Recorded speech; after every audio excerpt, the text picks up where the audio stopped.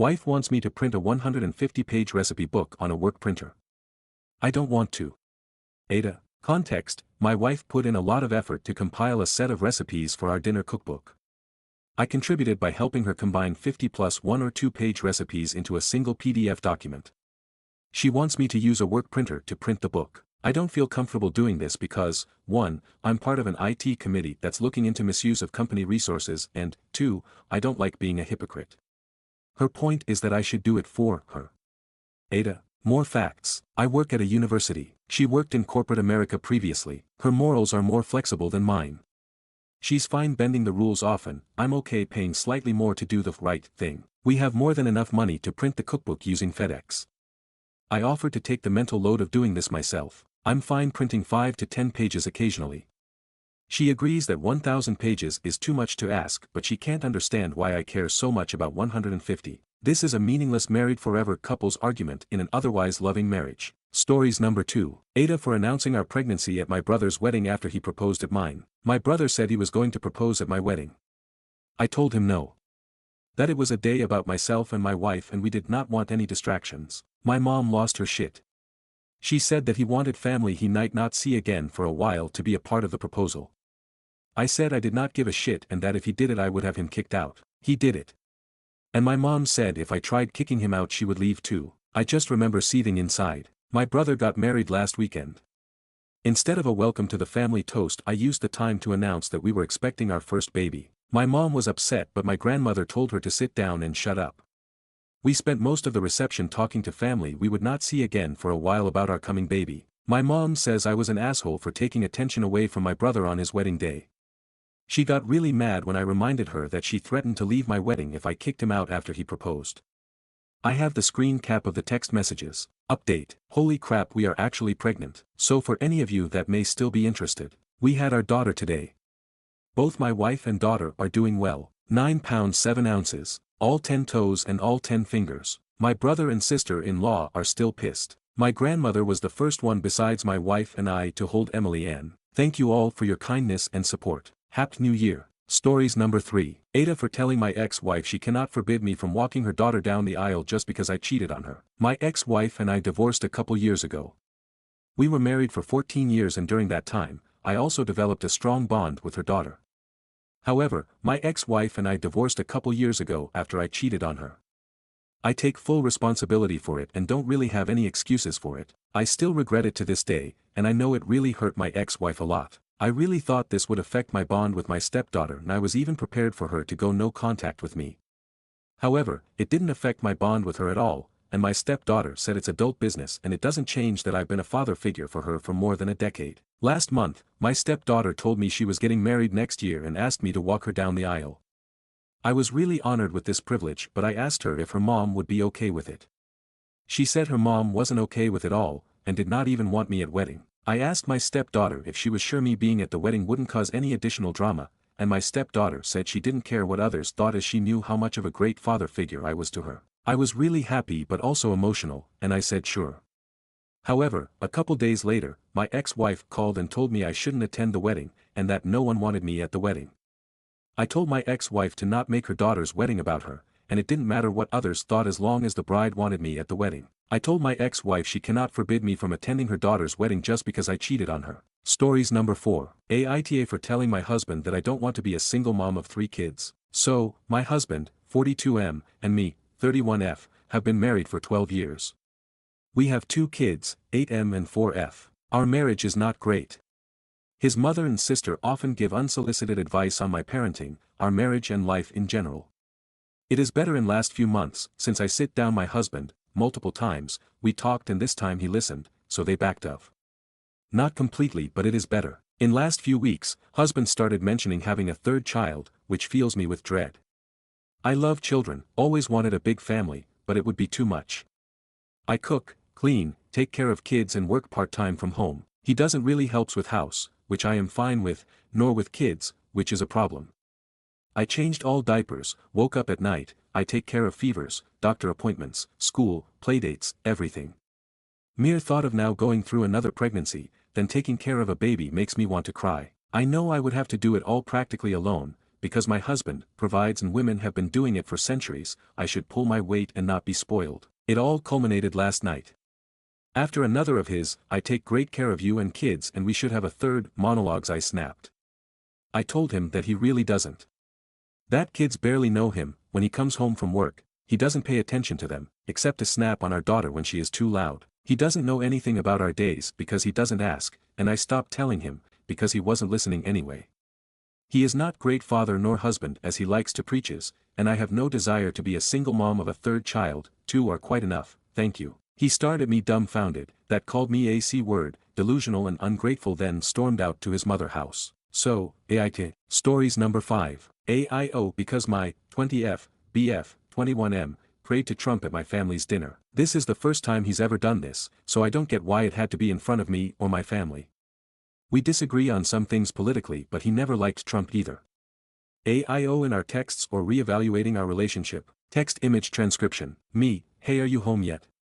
Can we talk? BF, what? Me, I'm still kinda off-put by the prayer, was that a joke, deadass couldn't tell. BF, what's funny about it? Me, it was a prayer to fucking Donald Trump, like why? BF, WDYM. Me, my parents were confused as hell. Isn't that like false idol or blasphemous if anything? BF, if he's ordained by God himself I don't see the issue, new text, he literally saved him. Me, but why are we doing this now? BF, you brought this up. Me, no I mean why did we start the prayer thing literally today? BF, I didn't. I thought we talked about this. Me, what? We haven't talked about this at all, new text, you had to have known I'd think it's weird. BF, I said he was saved by God during the assassination. That it was proof. He was chosen, so I speak to him. New text, I don't see what the issue with this is. OOP, you know we disagree politically, so why would you pray to the man in front of my whole family and I? New text, this just seems really out of character. Can I call you instead? BF, why are you making this a big deal? New text, everyone can be wrong on stuff, I don't judge you or your family. OOP, it's not about who's wrong or right, praying to Trump is just straight up insane. BF, you're being childish. OOP, bro straight up answer my call. New text, how are you real? BF, I'll call you after work. Top comments. Comments 1, okay. Stranger. Dear friend. What I just read was absolutely diabolical. What the hell does he mean, he was chosen, so I speak to him? Girl, you need to fucking run because this is actually psychotic. I don't care who you worship or if you do at all. But Trump, this is worse than celebrity worship and I am genuinely flabbergasted by his messages.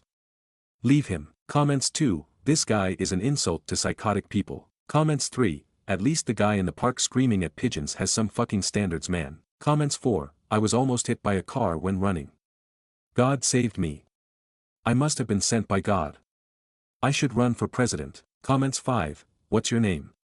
I need to know who to properly pray to. Comment 6, if you stay with him you're signing on for this. Comment 7, your political views can be wrong but I respect you and your family anyway, is absolutely insane. Comments 8, praying to Trump. Not praying to God for Trump. Oh, I'd be out. That's a cult. Comments 9, the sex literally cannot be so good that you would honestly put up with that. Not overreacting.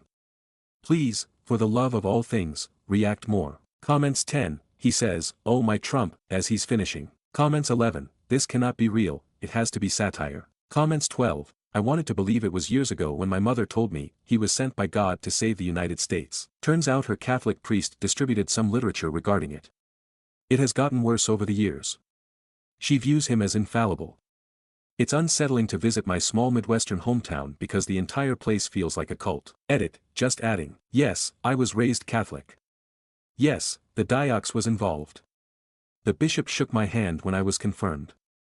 The town does have a new priest, which is good since they only had one Catholic church, and that priest services 3 churches in the area. However, the damage Father Basil did is done. My goal is to get the literature if she still has it and contact the diox of Bismarck. Friends of hers also seem affected. Most people in the town do regardless of denomination. Regardless, that church has been influencing my mother's voting choices all my life. They tell you who does and doesn't support abortion, and that's who you should pick, which is how I assume they get around it. That particular priest was also anti-vax. He was sure it was vaccines that killed a few monks that he knew from an abbey he had been at. This was verbatim from his mouth in my parents' kitchen, stopped when a grandparent died. He continually unsettled me, and I viewed him as a heretic myself. Comments 13. After the 2016 election, I asked my grandmother why she voted for Trump, and she genuinely told me that God has sent Trump to protect our country from evil outside forces, and went on to list various other nations. When Biden was elected in 2020, she freaked out and told me that God wouldn't have let Biden win unless the end times really were nigh. She told me I wasn't going to live to make it to 30 because the world would literally end before then. Now that Trump due to be back in office, she's extended our end times deadline for another 20 years. Comments 15. The best time to break up is today. The second best time is tomorrow. Reply. What did he pray? Along the lines of, protect America's freedom, shield the children, purify the government, boost our economy. Corny as hell. Update comment. I have no clue how to update a post but update, relationship is over. I'm embarrassed from this ordeal so I just spontaneously did it. It was less than a year so I'll get over it but damn. Thanks for the chill and nice comments providing support even though I can't read most comments. Lessons have been learned. Stories number 6. Aita for telling my husband that I don't want to be a single mom of 3 kids. So, my husband, 42M, and me, 31F, have been married for 12 years. We have 2 kids, 8M and 4F. Our marriage is not great. His mother and sister often give unsolicited advice on my parenting, our marriage and life in general. It is better in last few months, since I sit down my husband, multiple times, we talked and this time he listened, so they backed off. Not completely but it is better. In last few weeks, husband started mentioning having a 3rd child, which fills me with dread. I love children, always wanted a big family, but it would be too much. I cook, clean, take care of kids and work part-time from home. He doesn't really helps with house, which I am fine with, nor with kids, which is a problem. I changed all diapers, woke up at night, I take care of fevers, doctor appointments, school, playdates, everything. Mere thought of now going through another pregnancy, then taking care of a baby makes me want to cry. I know I would have to do it all practically alone, because my husband provides and women have been doing it for centuries, I should pull my weight and not be spoiled. It all culminated last night. After another of his, I take great care of you and kids and we should have a 3rd, monologues I snapped. I told him that he really doesn't. That kids barely know him, when he comes home from work, he doesn't pay attention to them, except to snap on our daughter when she is too loud. He doesn't know anything about our days because he doesn't ask, and I stopped telling him, because he wasn't listening anyway. He is not great father nor husband as he likes to preaches, and I have no desire to be a single mom of a 3rd child, 2 are quite enough, thank you. He stared at me dumbfounded, that called me a C-word, delusional and ungrateful then stormed out to his mother house. So, Aita. Stories number 7. Aita for booking a hotel in the same area as my son and Dill's trip that we didn't get to go on. My son, 30, and his fiancée, 28, of 6 years go on a family trip every year with her extended family. From what my son tells me, they travel to different locations and rent an Airbnb that accommodates the 30 people who attend. For the past 3 years, they've gone during the holidays, and as a result, we rarely see them. My future daughter-in-law, Gail, and I have a good relationship, but I can't say we talk much. My son and his fiancée are planning a trip in March for spring break, and I asked my son when we might be able to plan a trip together in the future. He mentioned there might be enough room at the house they're staying at. I told him that sounded great and asked him to let me know the costs for everyone attending. My 24-year-old son, 22-year-old daughter, and 3-year-old grandson also live with me, so we all plan to go. A few days later, my son told me that we'd likely have to sleep on a couch or share one of the kids' bunk beds if they were available. I assured him we'd make it work, and I sent him our share of the costs. I also told my kids, who were very excited, this would be their first vacation that's more than a 3-hour car ride away. Last week, my son called and told me it wouldn't work for us to join them after all, and he sent back the deposit.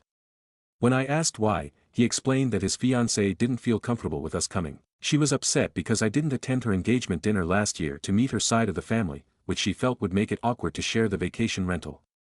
She was also upset that I didn't reach out to her directly to discuss joining the trip, leaving my son to relay the information instead. I told my son it was fine, but I ended up booking a hotel about 15 miles from where they're staying. I also told my son he didn't have to worry about making time to see us. Now, my Diel is upset because she feels that we're still somehow taking away from their trip. Aita Reddit. I should have noted my Dill's mom recently passed away and since our relationship has been feeling more strained. I did not attend the funeral for those who ask, and I reach out to my son because I don't want to bother her. It's clear she doesn't like us much and bitter. Stories number 8. Aita for telling my sister at my nephew is not my baby. My sister, 23F, lives at home and has a 6-month-old baby. She never moved in with her boyfriend because they live far from each other and neither of them wanted to compromise. Her baby daddy never ever comes around, he's seen their son probably less than 30 days total of his entire life. And because of this my sister has been treating me, 21F, and my mom as his other parent. She expects free childcare constantly while she works and whatnot and gets very upset when I act hesitant about it for whatever reason. Because she doesn't want to send him to daycare, she'd be eligible to get free childcare in our state but doesn't trust it. And I love my nephew to death but these are my child-free, college years. I have been prettified and forced to play mommy for my little siblings for years, and just when they're getting to the age that they don't need me so much I don't think I should be forced to step up and play mommy to another child who isn't mine. Especially when I'm on winter break for the next couple of weeks and just want to enjoy sleeping in way too late and being lazy before I'm thrown back into full-time college. This has been happening for 4 months at this point though. So when she asked if I'd watch him tomorrow I got a bit of an attitude but ultimately said yes. But to that she got snappy with me and was like, "Why do you always act like you don't want to do it?" To which I got upset and responded, "Because he's not my kid and I shouldn't be expected to do this all the time." She got very angry at me and is now not talking to me at all, and is surely going to weaponize my nephew against me. And to an extent, sure I understand her anger. I know that you should be able to rely on your village and I don't know if I'm in the wrong for not wanting to do this. But I am so tired of taking care of other people's children all the time for free, even if I love the kids to death. I can't tell if I'm being selfish or not. Aita here. Stories number 9. Aita for asking my wife to not travel internationally with THC gummies. My wife is traveling out of US to Dubai and then India. She wants to take 6 packs of THC gummies that her friends have asked for. I drew a hard line that I cannot have her take this risk. Now she and her friends are calling me a party pooper and pressuring me to change my mind. I worked really hard to get to US and have just got my first job here. I cannot have her risk it all. Am I being extra paranoid? Aita for being such a hardline impediment to their recreation. Update. I literally begged her to not do this and now she says she can both go through a different country instead and take 2 packs or I pay her friends for the amount of gummies and discard them. I've agreed to pay them. Stories number 10. You didn't know my grandma survived the Holocaust. I thought I should share this because my grandma's pretty awesome. So, for some background, my grandma was born in Poland, although very young, remembers basically everything that she experienced. She was hidden and moved around Poland and into France during the entire time of the war, and spent time in a DP, displaced persons, camp in Germany after the war. The only way for them to escape Poland was using fake papers, and would eventually end up in Australia, where from there she would marry my grandfather in America. Now they are pretty well off, and many would consider exhibiting the American dream, coming from nothing. My grandma has an American accent, and would never expect that in her childhood, she experienced some of the worst crimes known to man. Story time. My grandparents are at dinner with some friends and their friends. Now, the husband of friends starts talking about immigration and spewing all sorts of nonsense propaganda. Illegal immigrants are taking jobs, bringing over crime, raping people, and are destroying democracy. You know, a bunch of nonsense. So my grandma, the elegant sophisticated woman that she is, goes, "Before you continue, I thought there is something I should tell you. I was an illegal immigrant and would have been murdered if not for my fake papers. Would you have preferred that I was killed all those years ago?" The look on the guy's face, I just wish I was there to see it. After that, she spent like 20 to 30 minutes describing how she witnessed her entire family, except for her parents and sister, get slaughtered, and had to live under floorboards for years, almost get blown up on multiple occasions, and hear the deafening screams of her cousins as their parents are taken away and then cut short with the sounds of gunshots ring. Let's just say, the other guy retracted his statements on immigration and started to rethink his entire personal philosophy. Proud grandchild. Edit. Thank you all for saying such kind things. I'm seeing her for Hanukkah in a few days and plan on showing her everyone's messages. We'll update the post with her reaction. Edit 2. For those wondering, the United States government makes it extremely difficult for those seeking asylum to actually get refugee status, especially from the Americas. Due to this fact, many illegal immigrants are those that are trying to, or should be classified as refugees. Relevant comments. Comments 1. Your grandma sounds like an extraordinary person. Do you happen to know which DP camp she was in? My grandparents, a Dutch social worker who had spent the war hiding Jewish kids, and an American soldier who wanted to get out of the military ASAP, met working at a DP camp. They got married there too. Her wedding dress and their wedding cake were made by refugees, and most of the people in attendance at the wedding were refugees. Reply, she was in Galingen to my knowledge. Funny enough, my other grandmother's parents got married in a DP camp as well. Update, you didn't know my grandma survived the Holocaust. December 29, 2024. I want to thank everyone for saying such kind words and sharing your own stories and ones that you have heard. I read many aloud to my grandmother, and with tears in her eyes, she told me some more stories that I thought some might find interesting. They are miscellaneous, so they aren't in chronological order. Story 1, my great-aunt was born during the war, and relatively soon after she was born, the house they were in was bombed. My great-grandmother then used herself as a shield, covering her baby, not even realizing that shrapnel had punctured her knee until blood started getting anywhere. It was a Christian who went out and got penicillin illegally and helped wrap her leg. Story 2, one time my grandmother and her immediate family was caught by a Nazi. My great-grandfather then went to the Nazi and tried to empathize with him, asking if he knew what it was like having kids. After giving up any jewelry they had, the Nazi soldier agreed to let them go. Story 3, my great-grandmother on many occasions said to my great-grandfather how she couldn't take it anymore, and that they should give themselves up.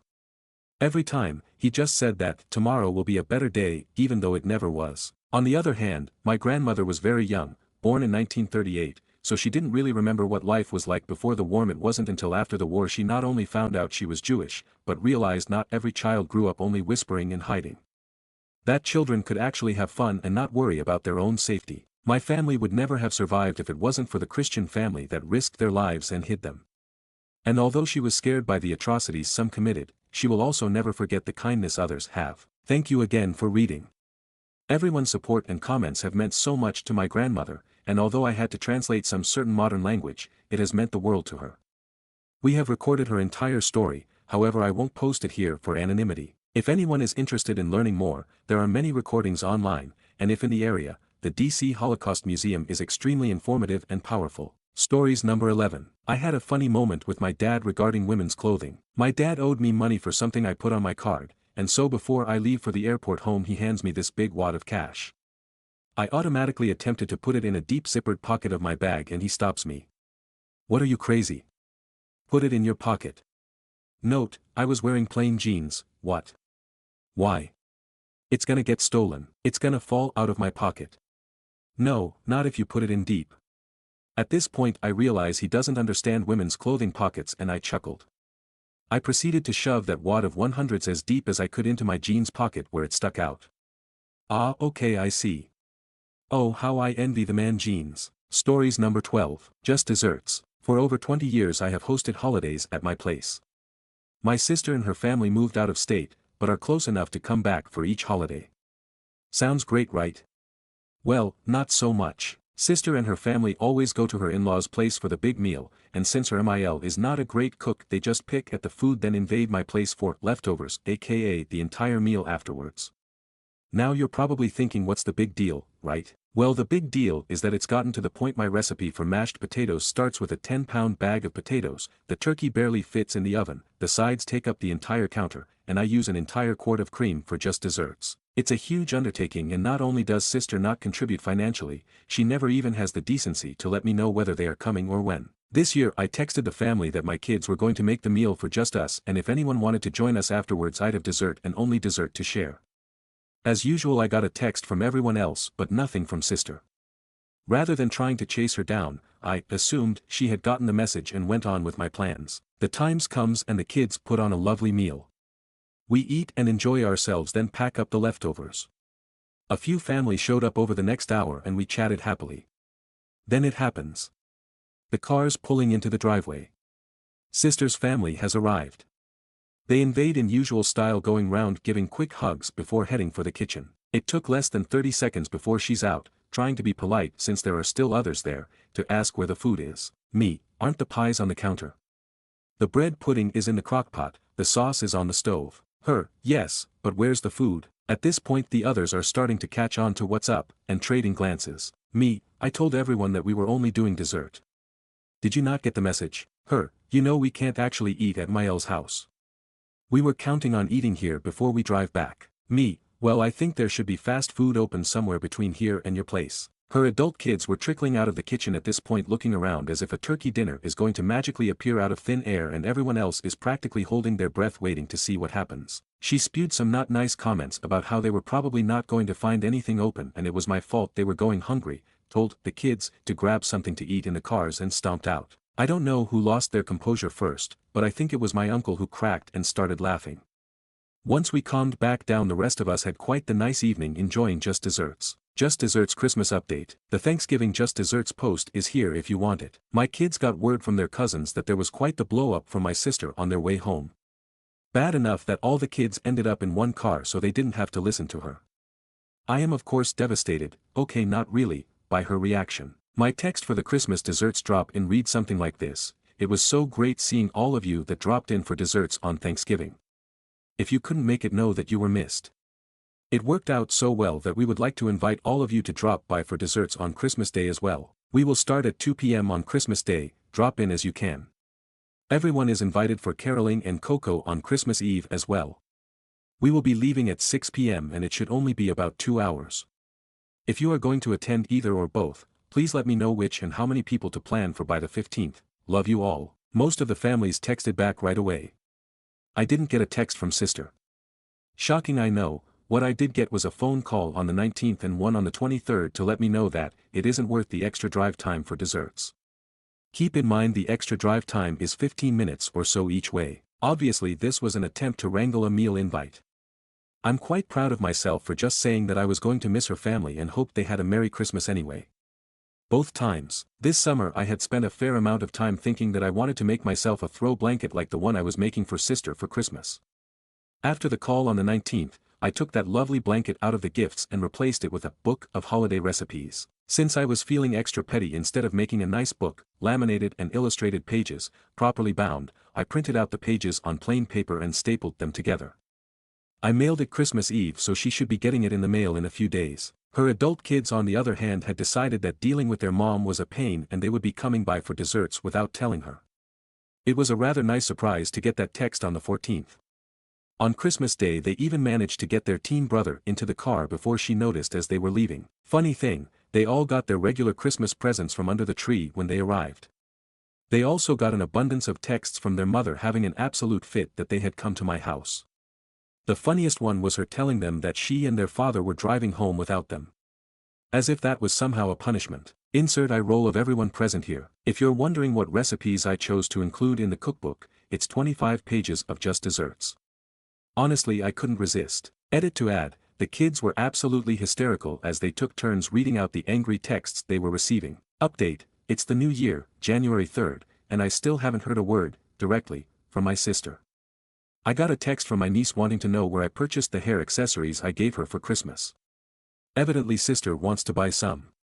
It's been over a decade since I actually bought a Christmas gift for anyone other than my children. Every single one has been handmade, but I guess she never noticed.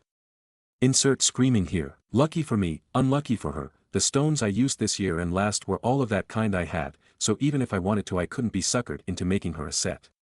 Not that I will be willing to make her anything at all for a very long time, the ungrateful wench. Stories number 13. Aita for refusing to watch my neighbor's kid before school because she kept nagging me. Not the a-hole. IF35 am a stay-at-home mom with 2 kids, John, M10 and Ava, F8.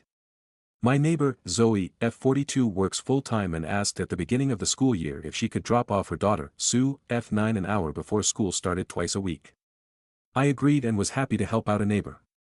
However, things got bad pretty quickly. My kids do not get along well with Sue and see entertaining her as a chore.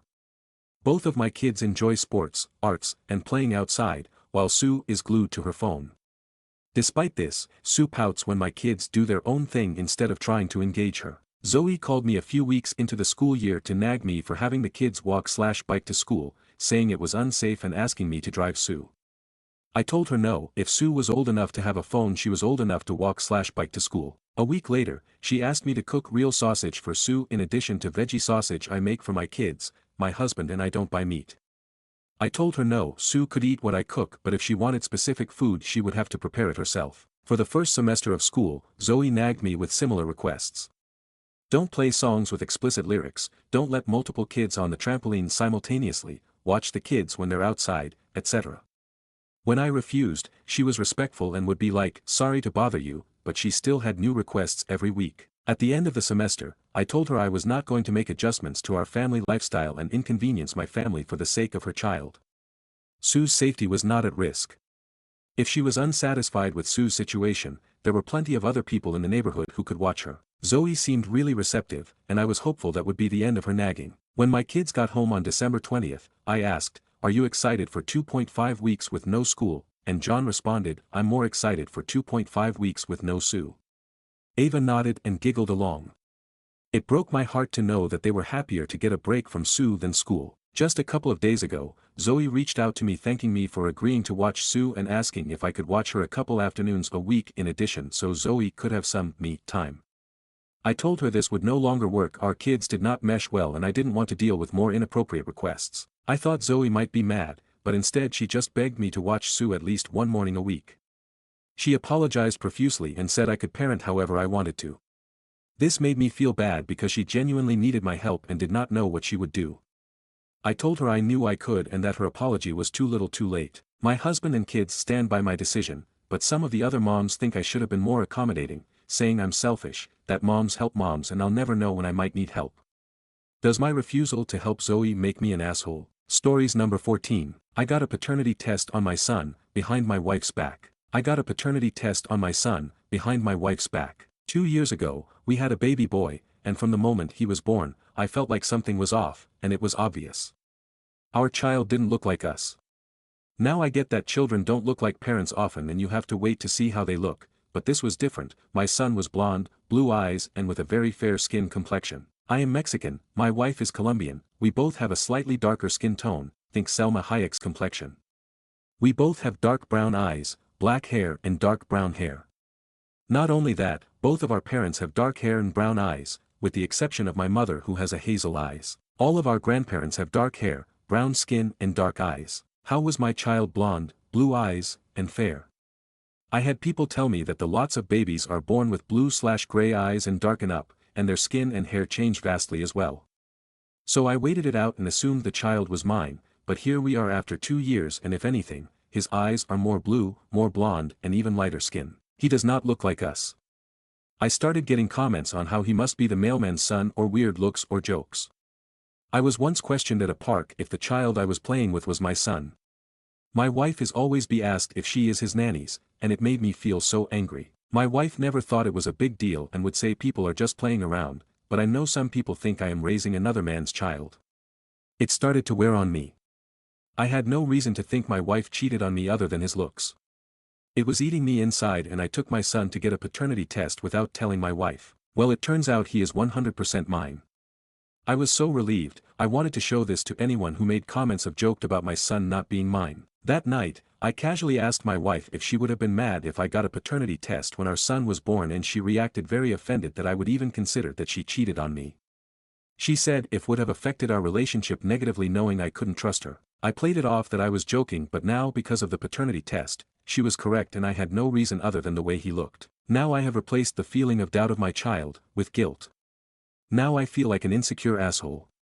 I don't know if I should tell her or keep this locked away forever. Stories number 15. Aita for telling my ex to give me full custody of our kids if she wants my help and saying that's the only help I'd ever offer her. I, 34, have 2 sons, 11 and 9, with my ex, 34. We broke up after I found out she had been cheating on me with this guy, Luke. She didn't fight me on it until she told Luke she was pregnant and he disappeared. Then she told me the baby was mine and we should try to make it work. I told her we'd need a DNA test but regardless we were never getting back together. She had her daughter and DNA proved she wasn't mine. We weren't married so it made it less complicated regarding birth certificates and such. She did try to put my name on her daughter's birth certificate anyway but was told she could not. Our co-parenting relationship was so high conflict that we ended up needing to communicate through a parenting app only and the court signed off on this. Unless there's an emergency of course. We can try to text or email or call but the other party is not required to acknowledge it unless it's an emergency. She hated it because she wore me down to accepting her daughter but I did not. About 2 years later she dated a guy called Sean and suddenly Sean was her daughter's real dad and I had peace, which was nice. But they also tried to cause troubles with my sons.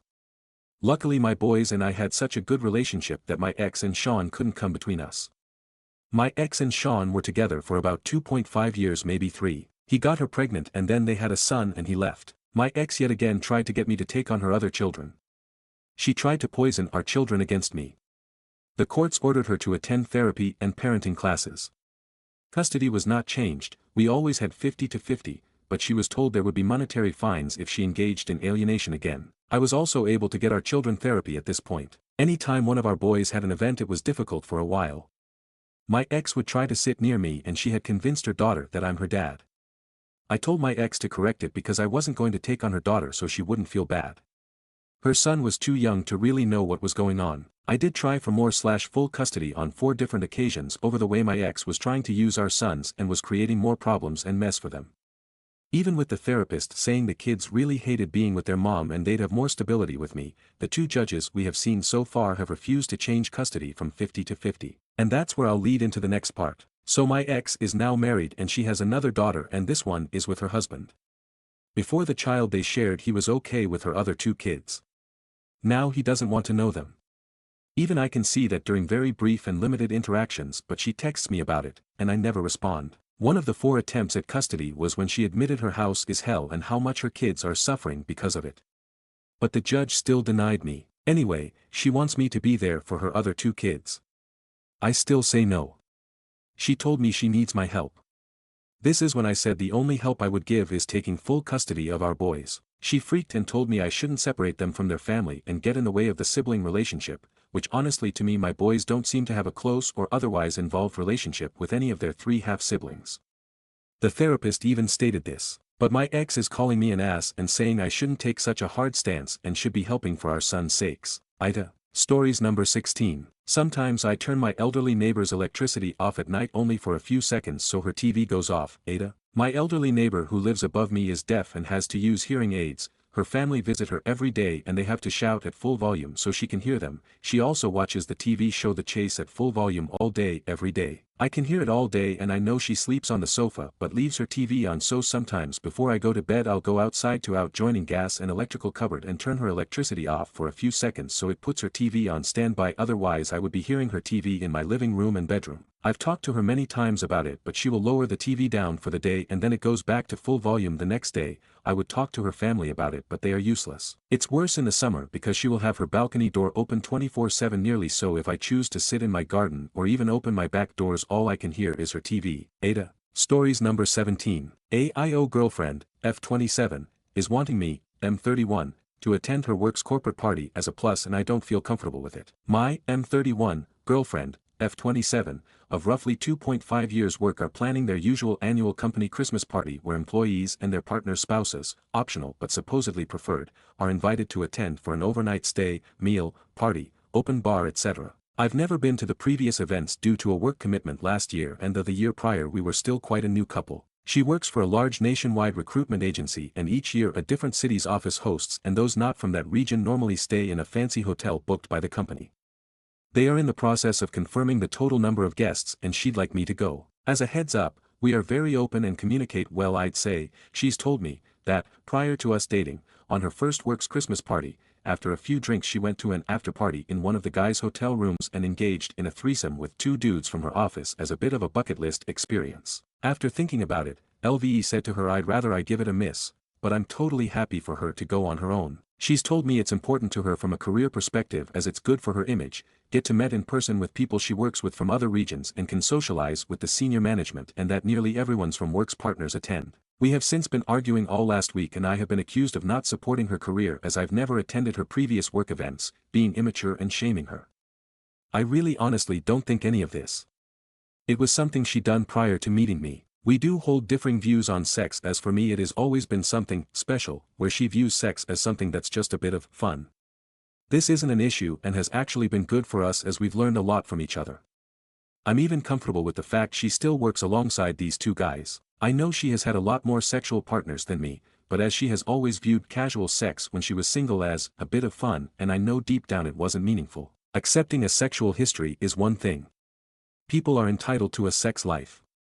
I'm cool with that. The past is the past, but this feels different as it feels like the present, and socializing at the same party with my girlfriend and the 2 males that have been intimate with her is a different task. It makes me awkward/uncomfortable. I thought it would be easier to say I'm not attending. Having asked if others at her work knew, she said yes, as one, or both of the guys, did spread rumors afterwards and also has been office, banter, and nicknames about it. She said it doesn't bother her. She is confident and the type that would own it. The place gives me finance bro vibes. The thought of shaking hands, making small talk and share a table for a meal with guys who have had sex with my girlfriend is difficult. For context, we are in a good place, rarely argue and have recently been talking about marriage, having kids etc. and really have a great relationship all round and don't want to do anything that would harm her out relationship or career. I posted about my situation on another subreddit but feel like here might be more helpful for me, AIO. Turns out strangers on the internet are actually very helpful. TLDR, arguing with GF that I don't want to attend a corporate party where she has been intimate with 2 others that will be there. Am I overreacting? Relevant comments. Comments 1. Honestly, I do think this is something you need to work through. Maybe you can avoid going this year, but if she stays with this company at some point her fiancé or husband's refusal to ever go to a work event is going to impact her reputation. I think it's better for you to just get it over with and see that it's really more something you've built up in your head. Perhaps it would help if you tried not thinking of it as socializing. These kinds of events are essentially mandatory for her and your behavior or refusal to show up does reflect on her. She is not asking you to be best friends with these men, just be polite in a professional setting for a short time. Reply. Thanks for your response. I do understand not attending prior, or future, events as a spouse is bad for her reputation, although I feel like the previous were valid reasons. Her being honest about it is appreciated, but I'm just trying to get over the social awkwardness that I have built up in my head. Comments 2. She was a consenting partner in that threesome. By being upset or unwilling to go to a place because of the other 2 partners you are undermining her choice and agency as a person. What if you wanted her to attend a wedding where your ex was present? It's not the sexual partner, it's the fact it was a threesome and you are kinda making moral judgments plus also afraid the 2 guys will think they have something over on you. Is that correct? Reply. Well yeah, I'd say you're mostly right. However, it's not the act of her choosing to be part of a threesome itself I'm judging. She was single at that time. It's just more difficult because it was a threesome, there are just more numerically more ex-sexual partners to be around that's feel intimidating. I don't know if it's me feeling something over me that makes me nervous. I can accept her past and ultimately she's my girlfriend now. It's the attitude those 2 guys hold that could be a problem, as she's told they spread gossip of her encounter to others in the company and use slut-shaming type nicknames for her when they think she's not around.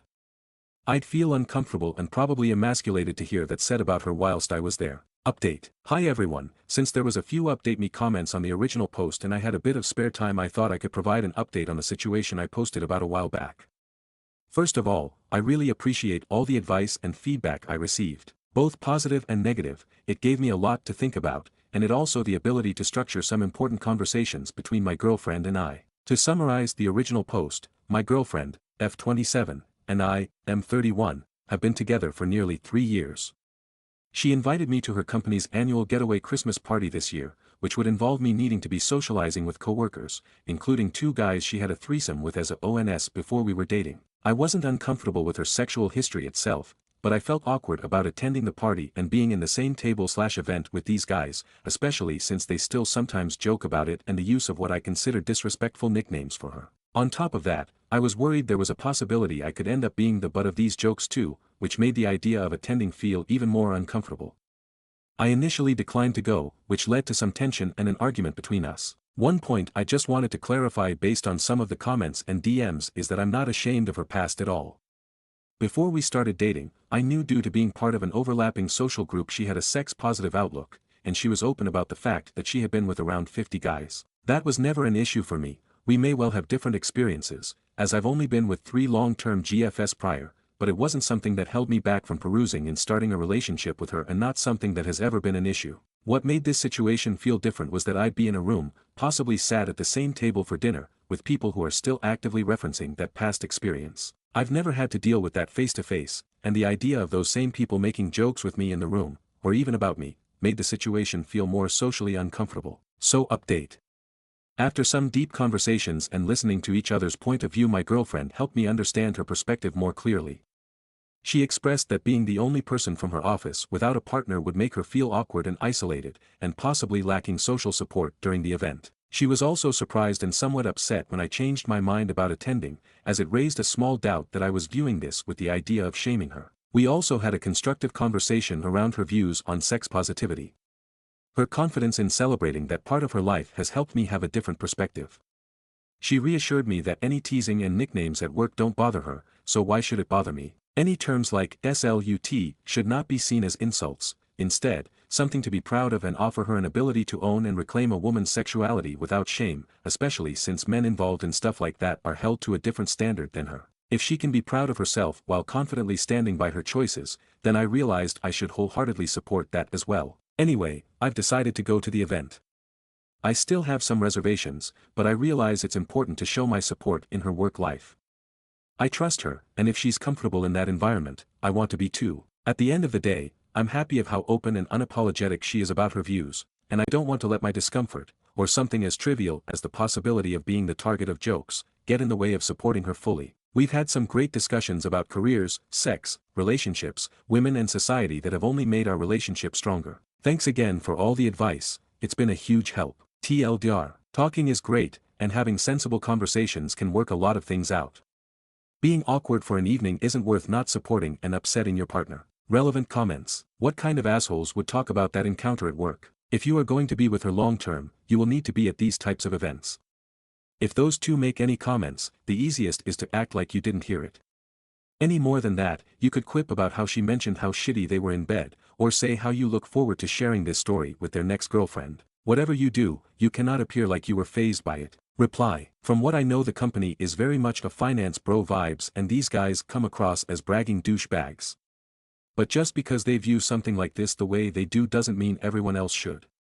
They should be held to the same standard as her for doing the same thing. New update. Hi all. I previously posted about how I was apprehensive about attending my girlfriend's Christmas party as a +1, as I thought it'd be awkward for me, as she had previously had a threesome with 2 guys from her work when single at another company event. Now that I'm off work, and the various festivities and hangovers have finally gone, I've had a bit of time to process and write up an update about this work party that I had previously felt apprehensive about. After posting here, could I please state that obviously I appreciated any positive messages and DMs that have helped me. However, could the bombardment of negative DMs about my relationship please stop? Obviously, after talking to my partner, we decided it would be good for us to attend the night as a couple. I've gotten over my own issues and mindset. Any awkwardness is my own doing, and that her own past choices that she is happy with are not something that I as a supportive partner should be holding against her, or something that stops our relationship progressing. Anyway, the venue was pretty fancy, in a nice hotel decked out for Christmas, with decent food, live music, and an open bar, which helped. To be honest, my work nights out are pretty low-key in comparison, and also was good to get a free meal and night away. Meeting her co-workers went about as well as could be. Since my girlfriend works in a company with different teams in different cities, the tables were arranged like this for the meal, so we ended up sitting with her team, including the 2 co-workers I had been worried about. Most people were friendly and welcoming, although I do have to admit the company does have that finance bro vibe I thought it would have. There is a lot of younger people, on good salaries with large commission bonuses, who I can see are quite competitive, and admittedly that type of person and environment isn't my scene. I'd find it pretty toxic, but I get that it's not my industry, and that's the way these companies work. After the meal, we then moved on to the free bar for the evening for everyone else to mingle. One of the guys was surprisingly easy to get along with. He was with his partner, and he came across as genuine and didn't try to make anything awkward. He introduced himself politely, and afterwards chatted for 5-10 minutes at the bar with me about normal stuff like work and football. Nothing that would be uncomfortable for any of us. Honestly, seemed like a decent guy. The other guy, I felt, was a different story. He wasn't rude or anything, but there was an energy about him that rubbed me the wrong way. He was there on his own, more happy to chat directly with those he already keeps company with, and had this cocky vibe. At one point, he did make a comment which I could have interpreted as a dig, but it was vague and wasn't something I would justify with a reply if it was. The biggest thing for me was that the people who said I shouldn't go were wrong. I had this fear that we could be the target of jokes, or that people would see me as weak for being uncomfortable about the situation. But that didn't happen. Most people either didn't know or didn't care about any past, and if they did, were respectful enough to leave it alone. The advice I got here about showing up for your significant other and focusing on our relationship instead of what others might think turned out to be spot on. The only thing that really mattered was how she and I felt about the night, and she was over the moon that I was there. She told me afterward how much it meant to her not going on her own, and honestly, that made any awkwardness I felt totally worth it. TLDR, the party went well. I'm glad I went, and overall it was a good night and a win for our relationship. Stories number 18. Entitled Disney Mom Cuts the Line So I Get Her and Her Kids Kicked Off the Ride. Today, I visited Disney for the first time since I was 9 years old. Super fun day, lines longer than I remember, but maybe I was just excited back then. My friend and I discovered the single rider lanes and took advantage of that due to the shorter wait times, and it did not matter to us to ride separately. As we were waiting in that line, a family of 4, mom, 2 daughters, and dad, walked through the middle of the line holding hands. Several people are disgruntled and asking what they are doing. Mom claims they forgot something on the ride. They make it to the part of the ride where single riders, fast pass riders, and the original line are all in a similar area. One of the ladies behind me screams, "What did you forget?" Everyone in the single rider lane is fuming as we all realize she's just waiting to get on the ride with her kids. They get shuffled into the pre-ride movie area before my friend and I. We are shocked no one brought it to any of the staff's attention. Meanwhile, all the single riders are trauma bonding over this lady's boldness and entitlement. So when my friend and I get shuffled into the pre-ride movie area, I tell one of the staff what the lady and her kids look like, and what she did. He says, at this point since they are already in the line to board the car, he can't do much. We make it to the car boarding line and lo and behold, there's the lady and her 2 kids. I stop yet another employee and explain the situation. She says she will let someone know but walks in the opposite direction of the rider operators. Then, one of the kids runs up to a man directly behind my friend and I, pulls on his arm and says, "Come on Dad." We turn around and Dad is behind us. He refuses to join his family, probably because he heard everyone in the line complaining about what they did. So everyone starts speaking louder, the whole line. What a terrible example to set for your children. What makes them feel so entitled? Everyone is waiting the same, some people for hours. Why do they think they're special? Why lie to get what you want? The whole line is loudly speaking so these people know exactly what we think of them. Dad continues to hang back and let people get in front of him as he hangs his head in shame and his family inches closer to the front of the line. I had enough at that point. I talked to the people in front of me and asked if I could go let the ride operators know what happened because I'll be damned if they are getting on this ride. I asked the people in front of me to let me warn the ride operators and they were all happy to step aside. Mom is blocking the walkway because they are next up. I tap her on her side and say, "Excuse me," and stare her down. She slides over without a word. I then tell the ride operator, this lady and her 2 children cut the entire line through the single rider's line claiming she forgot something. You can ask anyone in this line. She gives me the most evil, disgusted, shocked glare. I walk back to where my friend was and another woman goes up to the line operator verify my story. Disney mom is trying to say both of us are lying. Then everyone in line starts yelling and telling the same story, determined not to let her or her kids on the ride. They were eventually escorted out the side door and everyone in line clapped. TLDR, Disney mom cuts the line with her kids and husband. I speak up to ride operators and get her and her kids kicked off the ride, as husband hangs head in shame. The whole line cheers. Stories number 19. Are we dating the same guy group? I recently joined one of those, "Are we dating the same guy" groups on Facebook. Mostly out of curiosity since I'm not doing a lot of dating currently. I've heard not all of these groups are super great, but the one in my area seems to have good, protect each other vibes. I looked through the posts from the last few months and I saw an ex of mine. A bad guy. And I don't know how to describe the relief I felt when I saw a comment saying he was a flag. Like I hate that he hurt someone else, but it's also a relief that it wasn't just something about me that made him do that. I know logically that it was about him, but holy God, he made me feel like everything was my fault. I made my own post about him and I just can't recommend it enough. I've always felt a little guilty thinking that nobody knew. But now at least some do. And as I'm typing this, women are interacting with the post and being supportive and I just feel better. Stories number 20. Aita for announcing our pregnancy at my brother's wedding after he proposed at mine. My brother said he was going to propose at my wedding. I told him no. That it was a day about myself and my wife and we did not want any distractions. My mom lost her shit. She said that he wanted family he might not see again for a while to be a part of the proposal. I said I did not give a shit and that if he did it I would have him kicked out. He did it. And my mom said if I tried kicking him out she would leave too. I just remember seething inside. My brother got married last weekend. Instead of a welcome to the family toast I used the time to announce that we were expecting our first baby. My mom was upset but my grandmother told her to sit down and shut up. We spent most of the reception talking to family we would not see again for a while about our coming baby. My mom says I was an asshole for taking attention away from my brother on his wedding day. She got really mad when I reminded her that she threatened to leave my wedding if I kicked him out after he proposed. I have the screen cap of the text messages. Notable comment. Fun fact, my wife is not pregnant. Update. Okay. So. Some bad news and some amazing news. Bad news, my brother figured out that we weren't really pregnant at his wedding and he is livid. As is his wife. I don't really care. I know it's childish, but he started it. The amazing news. We are pregnant for real. We were pregnant at the wedding but we didn't know. Thanks again for validating my immature and vengeful nature. I guess I have to grow up now. Sorry for the short post, but I'm so excited I almost didn't post at all. Update 2. So for any of you that may still be interested, we had our daughter today.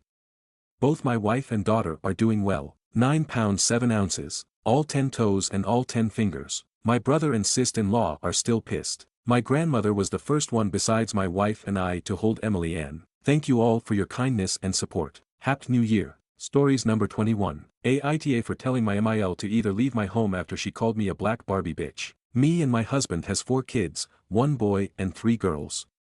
Devin 16, Brooklyn 11, Cam 3, Emily 3 weeks old. Cam was having a tantrum about her Minnie Mouse car she got for Christmas and she was screaming like crazy. I told her that if she didn't calm down she'll lose the toy because she keeps drawing on it. She was having a meltdown. Emily started crying because she was hungry. I follow her cues. I was dealing with Cam so Emily had to wait, but also I breastfeed her so she would have to wait either way. It took like 3 to 4 minutes to get Cam to calm down and the baby was crying for like 4 to 5 minutes. I told Cam we would throw the toy away if she kept drawing on the car. She said, mama, gave her a gummy snack, goldfish, and turned on to the house's favorite show, Bluey. I asked Brooklyn to get my breastfeeding pillow, fill my Stanley, get my computer, my food out the microwave, and my AirPods. She said, Mama, can't I just sit with the Emmy and hold her in the pacifier instead?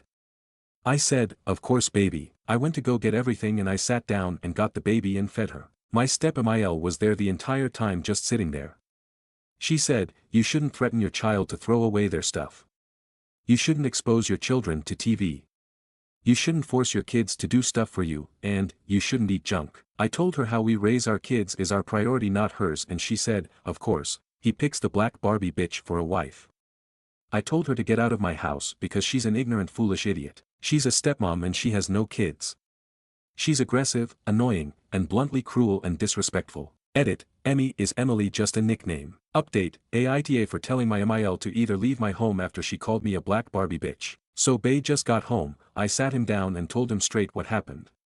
I said, baby, Trish was over here and I was trying to get the babies to calm down and feed Emmy and she just starts criticizing me how we're raising our babies and then I told her to stop and that we dictate how we raise them and she came out straight saying of course he picked the black Barbie bitch and she said it right there with Brooklyn and Emmy in the room.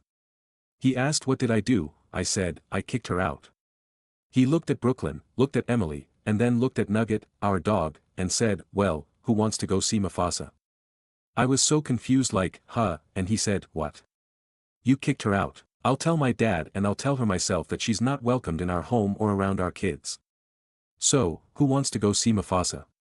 I laughed and we're currently waiting for the man to come out the dang bathroom to leave and we're sitting in the car. Update 2, Aita for telling my MIL to either leave my home after she called me a black Barbie bitch. We went to my stepmother-in-law and FIL house to discuss this little issue. We told my FIL and he was furious with her and she said, I never did that. I never said that. She's my daughter not some hoe on the street. My husband said, not Trish, don't start lying. You've said multiple things to me, Zay, and Lauren about our ma. Zay and Lauren are his brothers. She kept saying I was lying and I just don't like her. My nephew, who is 7 was over there today because his dad was at work and he said, no. Grandma calls us bitches, assholes, Negro, please don't tell daddy I said it, and my FAL said, well, if you want to you can go pack your bags or at least gimme my ring back. She got mad and said, you seriously gonna listen to a toddler Darian? He got up from his seat and said, alright y'all. Y'all wanna go to Longhorn or Red Lobster for dinner? Oh Trish, make sure you get your stuff out the closet please. Stories number 22. She had no one under 6 feet in her bio. I've been 6 feet for 3 months and she has no idea. Look, I'm 5 feet 10 inches. Not short, but not 6 feet, which, for some reason, seems to be the magic number on every dating profile. I swiped right on this woman who literally had, don't even bother if you're under 6 feet at the top of her bio. I almost left it. But then I thought, how hard could it be to stretch 2 inches? So I committed. Every morning, I hang upside down for 15 minutes like I'm training to be Batman. I only meet her in the morning or early afternoon, before gravity has time to ruin me. On top of that, I wear lifts that give me another inch. At this point, I'm practically on stilts, but I hit the 6 mark. We've been dating for 3 months now.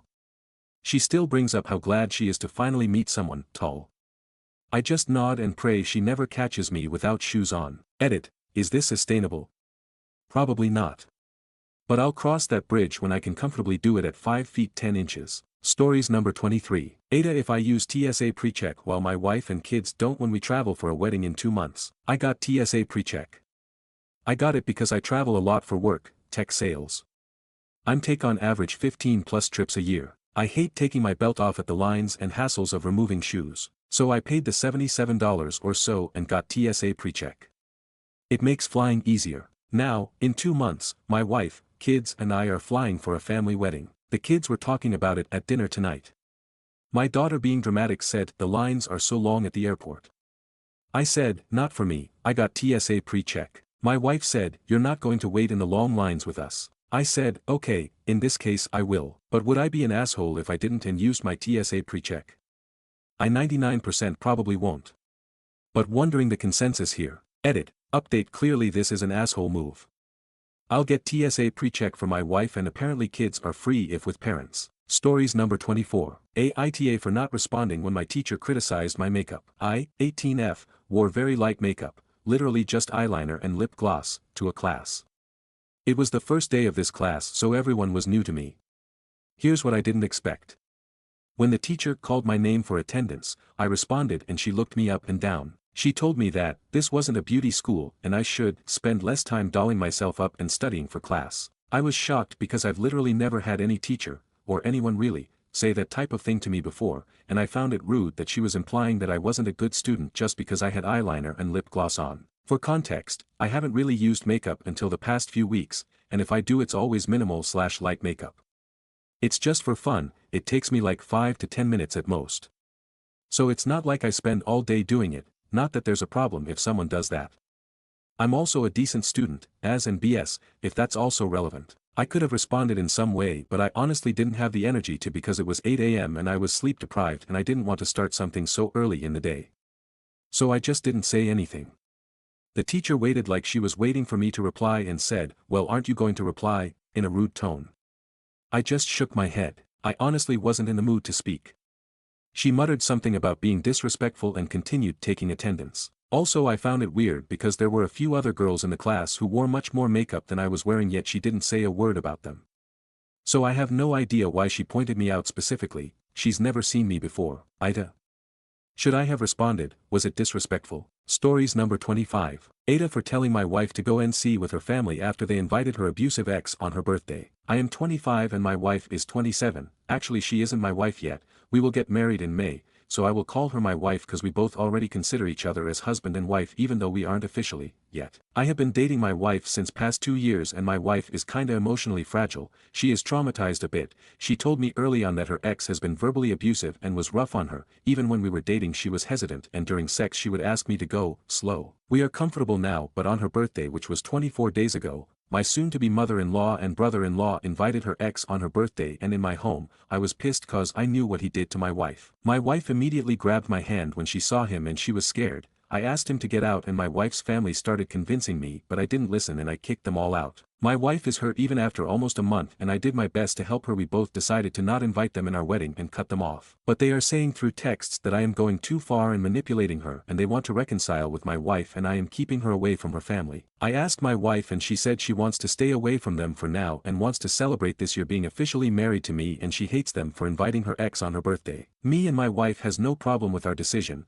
We are couples, we make our decisions together, but I am not feeling good about splitting my wife from her family and they are saying that I am manipulating her and send me texts about how evil I am. I tried to tell them that I just want to do what's best for my wife but again they repeat the same shit. Aita has no consensus bot. OOP was NTA. Comments. Commenter 1. In the end it's her decision no matter what anyone thinks or says, even if you do decide things as a couple, even if they want back in her life. You checked with her, she doesn't want to be around them, you supported her in what she chose. NTA. Commenter 2. The facts they invited through X is problematic to begin with and to your house without your permission. You did good on kicking him out and them too for not understanding how messed up / disrespectful that was. You did right by letting her decide how she wants to proceed with them and making sure no further disrespectful stuff is said / tried. Commenter 3, NTA what possible reason would her family have for inviting a abusive ex to your party for her, even if they didn't know about the abuse? NC these people, they would probably invite him to the wedding as well. Update. TLDR of my previous post, my wife's family invited her abusive ex on her birthday and she already was traumatized and she got even more traumatized after she saw her ex, so we decided to cut them off, but they kept sending me texts that we shouldn't cut them off. We aren't married yet but consider each other as husband and wife and my priority is deaf my woman. After we both decided to cut her family off, my soon-to-be Mill showed up at my place today and she said that I am manipulating my wife and she just wants to have a good relationship with her future son-in-law and her daughter, but I am being unreasonable. I asked her if she loves her daughter so much, why did they bring her abusive ex in our home?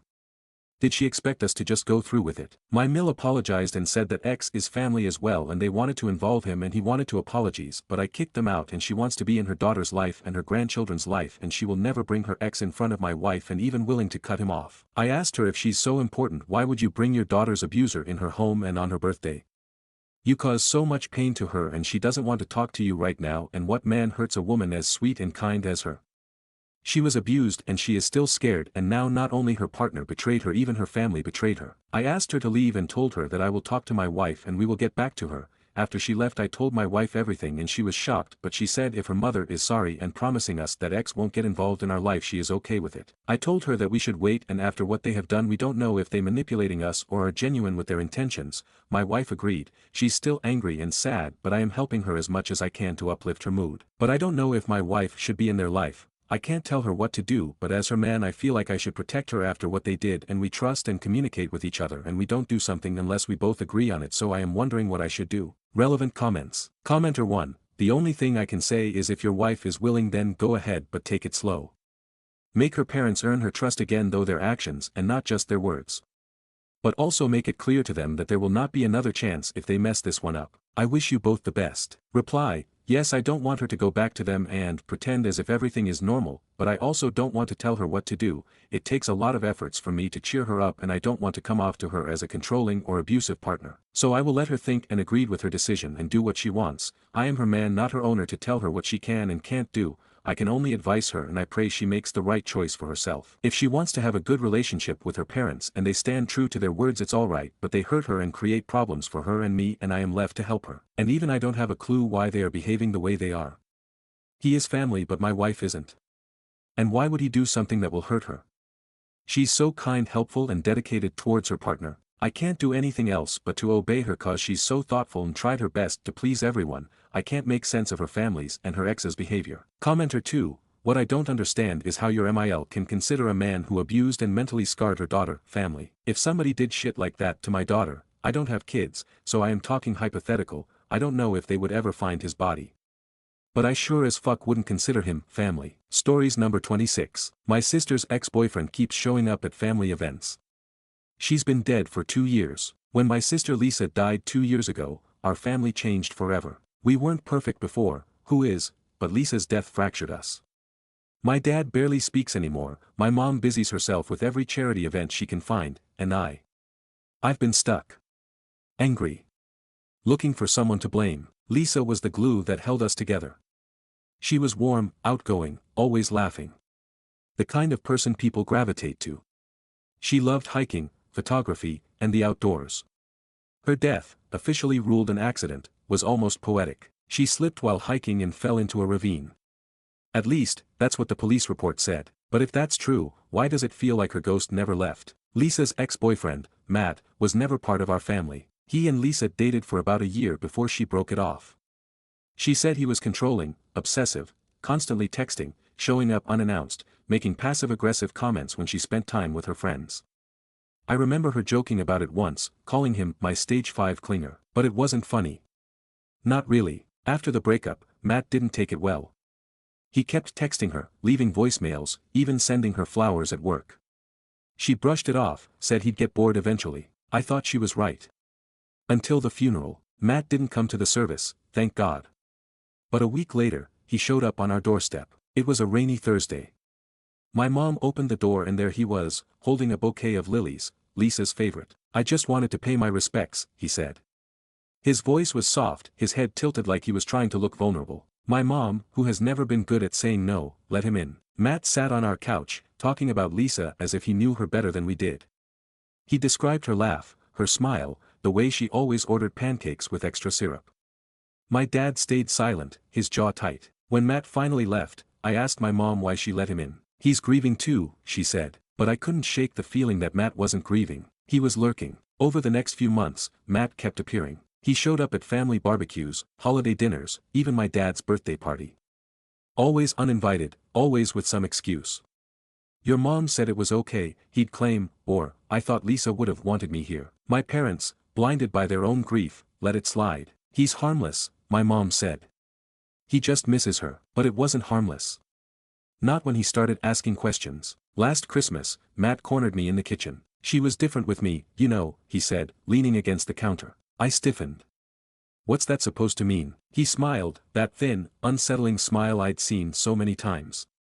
She told me things she wouldn't tell anyone else. Like what? His smile widened. Like how she wasn't scared to die. That night, I went through Lisa's journals. She was the type to write everything down, her thoughts, her plans, even little grocery lists. Most of it was normal Lisa stuff, song lyrics, doodles, random observations. But then I found the entry. I think Matt's been following me. He won't stop texting. Keeps saying he knows something I don't. I'm starting to feel like I can't shake him. I showed it to my mom, expecting her to finally see reason, but she waved it off. Lisa was dramatic sometimes, she said. I'm sure it's nothing. A few days later, I saw Matt's car parked down the street. It wasn't the first time. I'd noticed it before, idling near the corner, but I convinced myself it was a coincidence. This time, though, I knew. He wasn't watching our family. He was watching me. Last week was my dad's birthday. Matt showed up, holding a gift he claimed Lisa would have bought, a coffee table book about hiking trails. I couldn't take it anymore. I confronted him outside, away from my parents. What the hell are you doing here? I snapped. His smile didn't falter. Paying my respects, he said. Lisa broke up with you. She wanted nothing to do with you. Why can't you let her go? His eyes darkened. She told you that? Yes. He took a step closer, his voice dropping to a whisper. She told me a lot of things too. Things she didn't tell anyone else. Then he said something I'll never forget. I was there, you know. On the trail, I felt like the air had been sucked out of my lungs. What? He smiled again, a cold, empty thing. She didn't fall. She looked me in the eyes and asked me to let her go. My stomach churned. You're lying. He tilted his head, studying me. Am I? Ask yourself this. If she slipped, why didn't she scream? I called the police that night. I told them everything, the stalking, the journal, his confession. When they went to his apartment the next morning, it was empty. No furniture, no clothes, no sign he'd ever lived there. It's been a week now. I haven't told my parents what he said. I don't know if they'd believe me. Every night, I double-check the locks. Every night, I sit in my bed, clutching my phone, too scared to sleep. Last night, I finally decided to look through Lisa's journals again. I don't know why. Maybe I thought I missed something. Maybe I was looking for answers, but this time, there was something new. The last page, which had been blank before, now had a single sentence scrawled across it in jagged black ink. He's not watching. He's inside. Stories number 27. Really new GF, 27F, invited me, 29M, to go to Christmas. What are your thoughts? So I, 29M, am an oops baby, something that my family has constantly reminded me of since I was little, because it's funny. My brother, 44, sister, 42, sister, 39, were all planned by our parents. I was the result of a drunken fun night on New Year's Eve according to my dad. I've never been close to my siblings due to the large age gap. My parents, while never mean, but never went out of their way to show me the same love that my siblings get, at least that is how it's always felt. For instance, when I was younger I was in choir. I used to love to sing, but no one in the family ever came to see me sing. I was told, we are busy, or, we have other plans, so I gave up singing. But I remember them going to my other siblings' dance things. So I gave up on doing anything other than working on my computer and playing with my friends. I stuck to just getting good with computers and in doing so, ended up in a good job where I've been working for almost 10 years now. Started at the bottom of IT and now have worked my way up to being a manager for about 15 people. However, being in IT means I have to occasionally miss out on family events as well as some holidays because where I work it's 24/7 split into 12-hour shifts. Due to this, over the years, I've been accidentally forgotten to be invited because we figured you were working without actually asking me. This has been a recurring issue with my family.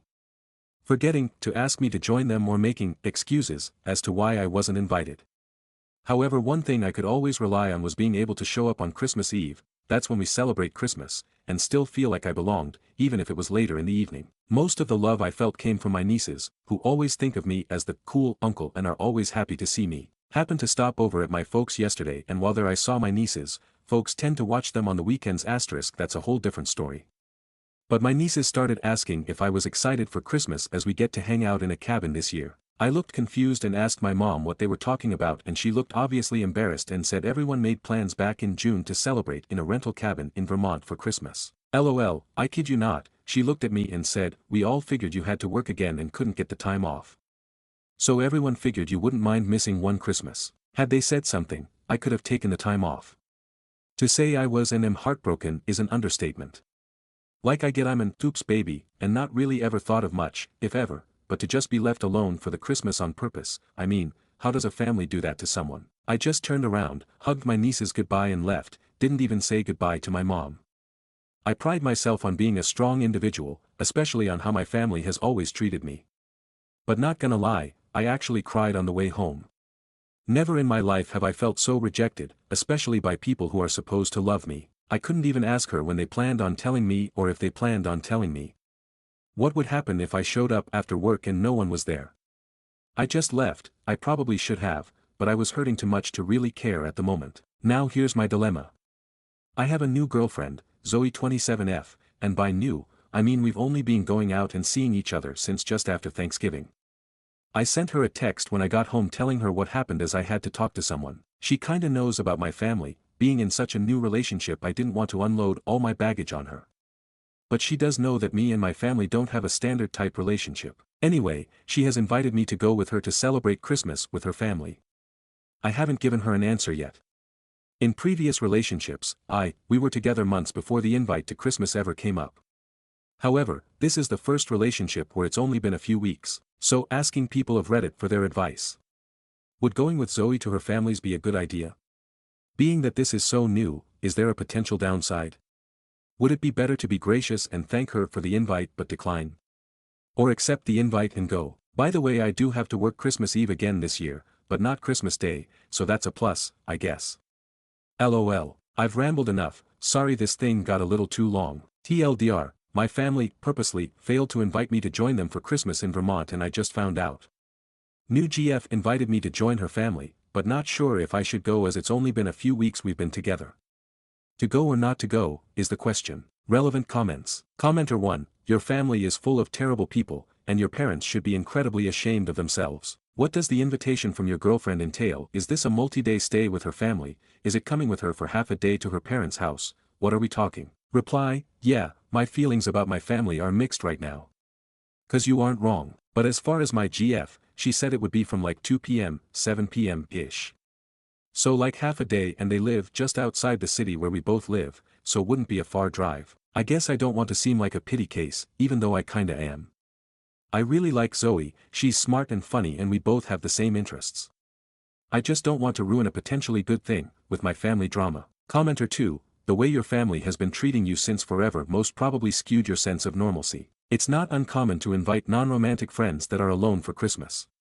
But you're more than that. Go and don't feel like a pity case. Bring something for the hosts and you'll be loved. If people ask you why you aren't with your family, keep it light and vague. Even, it's complicated and if you don't mind, I prefer not to get into it right now. Let's focus on this joyful evening instead, is more than enough. Reply, thanks for this advice. I was trying to think of what I would say if they ask. Your comment is a really good idea. Commenter 3, I would go and just try to enjoy yourself. Beats sitting at home. Update. First, thanks for those that commented on my first post. Wasn't really sure if I should go or not, but it was the best decision I ever made. When I told my GF that I would love to go with her, she was really happy. I did what others suggested and bought a really nice bottle of wine for her family and a few gifts for my GF. I expected a bit of awkwardness when we arrived, but none of that happened. When we arrived and I met her family, I was treated just like I belonged there. I had a great time. We had some really great food and played some games. And overall it was a great experience and much different than any Christmas I ever had with my family. Speaking of which, they mom called me while I was at my GF's family. I don't think they were happy about it by the tone of her voice, lol. When they called, we were in the middle of playing Pictionary, and everyone was having a good time. She asked where I was, and I told her. I wished her a Merry Christmas and hung up the phone, and then turned it off. I wasn't gonna let her / them ruin a good time. When it was time to go, everyone thanked me for coming and said they hoped I had a good time. I don't think I could wipe the smile off my face even if I wanted to. It was such a nice and loving group of people. I know this relationship is still super new, but the amount of love I received from my GF and family really makes me hope that this works out. I've never felt in my whole life what I felt on Christmas. As someone posted on my first post, it felt like a Hallmark movie of sorts. I know it's just all the new feelings, but if anything I've learned, I deserve more than what little my family gives me. Thanks again, everyone, for talking me into going. Best decision ever. Relevant comments. Commenter 1, sounds like you had a great time. I am glad you went. It also sounds like you may need to confront your parents and flatly tell them what they're doing isn't right and find out why. I am astonished as an oops baby you were so neglected. It feels as though they aren't confronting some issue which in turn puts you, an innocent unwilling bystander, in the mix. Like not mention anything about Christmas for months. I wouldn't be surprised if it turns out that you are an affair child because they seem to always be the neglected ones. Good luck with the new relationship. Sounds like you have a keeper. Keep well, and update us from time to time. Yours is a story we want to cheer on. And jeer your family because they suck. Reply, I was content on just reading and liking the comments here. But felt the need to respond to yours. I think the reason I was so neglected was because I didn't fit their plan of a perfect family. They had a plan for my brother and sisters and I wasn't, and in doing so, ruining their picture-perfect family they envisioned. I've had a couple of days to think about it. And the more I do, the more I realize how narcissistic they are. Guess I never wanted to see it that way, but now that I do, I can't see it any other way. Plan on going LC for now. Need to figure out just what part if any of my life needs to be involved with them. Thanks for the comment and kind words. Commenter 2, I'm glad you went, and I'm glad you turned off your phone. Don't let the people who have basically ignored you all your life bring you down. Commenter 3, this made me tear up. I'm so happy you went and had a great time. Meeting them so early and seeing how they are with you is reflective of Zoe as a person too, and I'm so glad she rose to the occasion. Your family has shown you who they are, believe them. Start refilling your cup with good energy this year. Commenter 4, amazing of your GF's family. This is truly what family and holidays are about. If your family tries to give you a hard time about this, I can picture them flipping this on you, saying you chose your GF's family over blood. You remind them that they didn't invite you to the cabin and purposely kept it secret from you for nearly half a year. The secret was only exposed by your nieces who actually cared whether family was together on Christmas or not. Don't let them guilt you for their failings. Therapy might be good too, my friend. Sounds like a lifetime of your family's failings to unpack. Stories number 28. Aita for shouting at my boyfriend for manspreading in the car. My 23F boyfriend, 23M, was visiting my family for New Year's. We had a nice time. I was staying with my family for a few more days, and he was going to see his family. As he doesn't drive, I drove him home.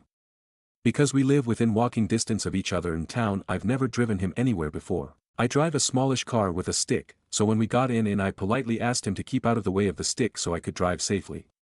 He's not much taller than me and his seat was all the way back, so there was more than enough room for his legs. 10 minutes into the drive he spreads out and I struggled to change gears, so I said, please move your legs. He did. Then spread out again. The road was long and I didn't need to change gears, so I just said to him that he might need to move his legs soon. Then we went down a narrow road with cars parked on the side. I slowed down as much as I could without changing gear. I wasn't going fast, only 30 miles per hour-ish, and then suddenly the car in front of me stopped.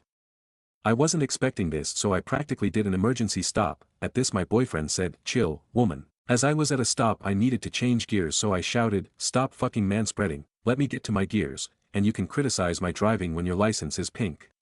He said the woman in the car in front is who he was talking about, but there was no way he could know the driver in front was female. He was then really upset with me, and I felt bad for blowing up, so we drove in silence for the rest of the ride.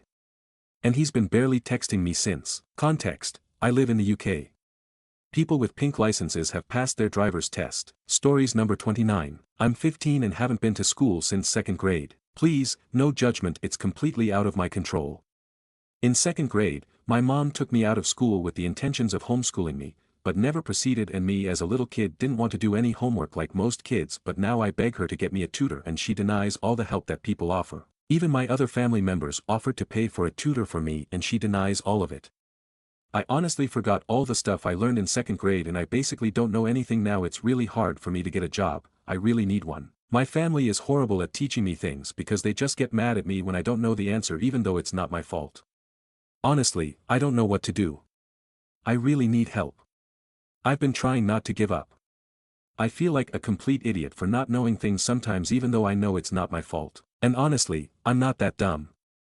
I'm really well at speaking and I'm very emotionally intelligent for my age and mature. I just really need help because my family won't give me it. For the people who keep mentioning my grammar, I'm not brain dead.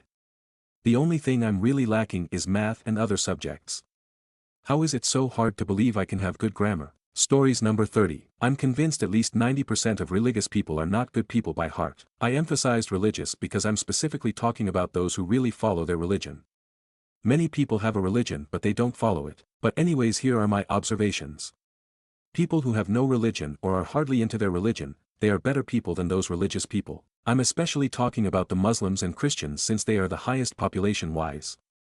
If you ask any actual religious person why they do good deeds, they will say, I'm scared to go to hell, or I just want to get to heaven. Isn't that selfishness? I don't know about you guys, but I do the right thing because it feels right, not because I'm scared of some god or the law. Stories number 31. Aita for asking a patient why they threw something at me. I work in the front office of a physical therapy clinic and the other day a patient was checking in for an evaluation.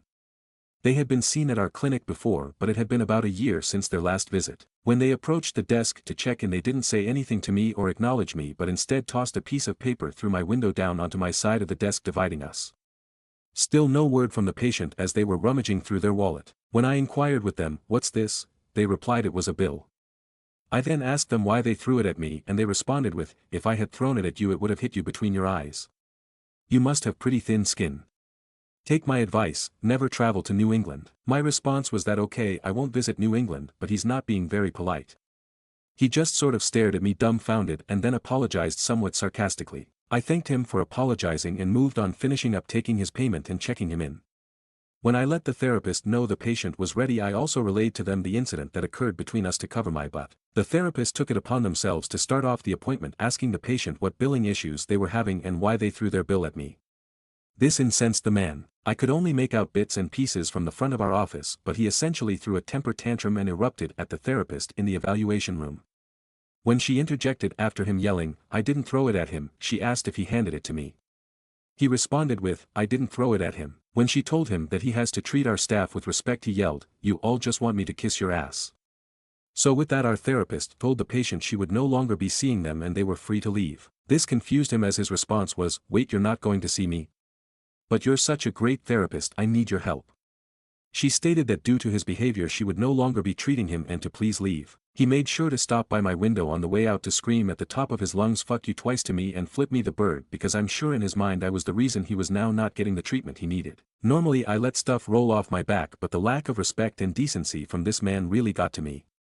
He had plenty of chances to correct his behavior but proceeded to double and triple down.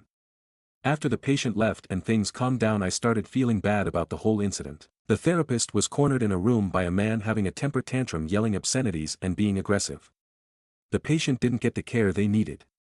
This all could have been avoided in the beginning so I'm left wondering if Aita for speaking up. Stories number 32. Aita for hanging my girlfriend's underwear out to dry. My girlfriend, F21, and I, M22, live together and take turns doing household chores. This includes washing dishes, vacuuming, and doing laundry. The other day my GF was at work, and I decided to throw a load in the washer.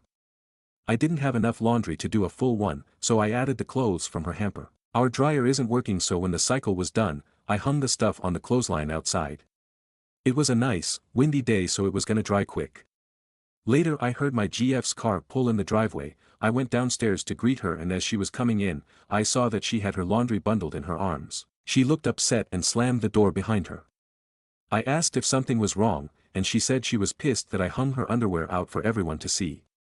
I didn't really think about it, but most of the stuff from the basket were her socks and panties. She's a little conservative, so her undies are basically granny panties, think white, cotton Hanes. She chewed me out and said how embarrassed she was that all our neighbors now know what her undies looks like.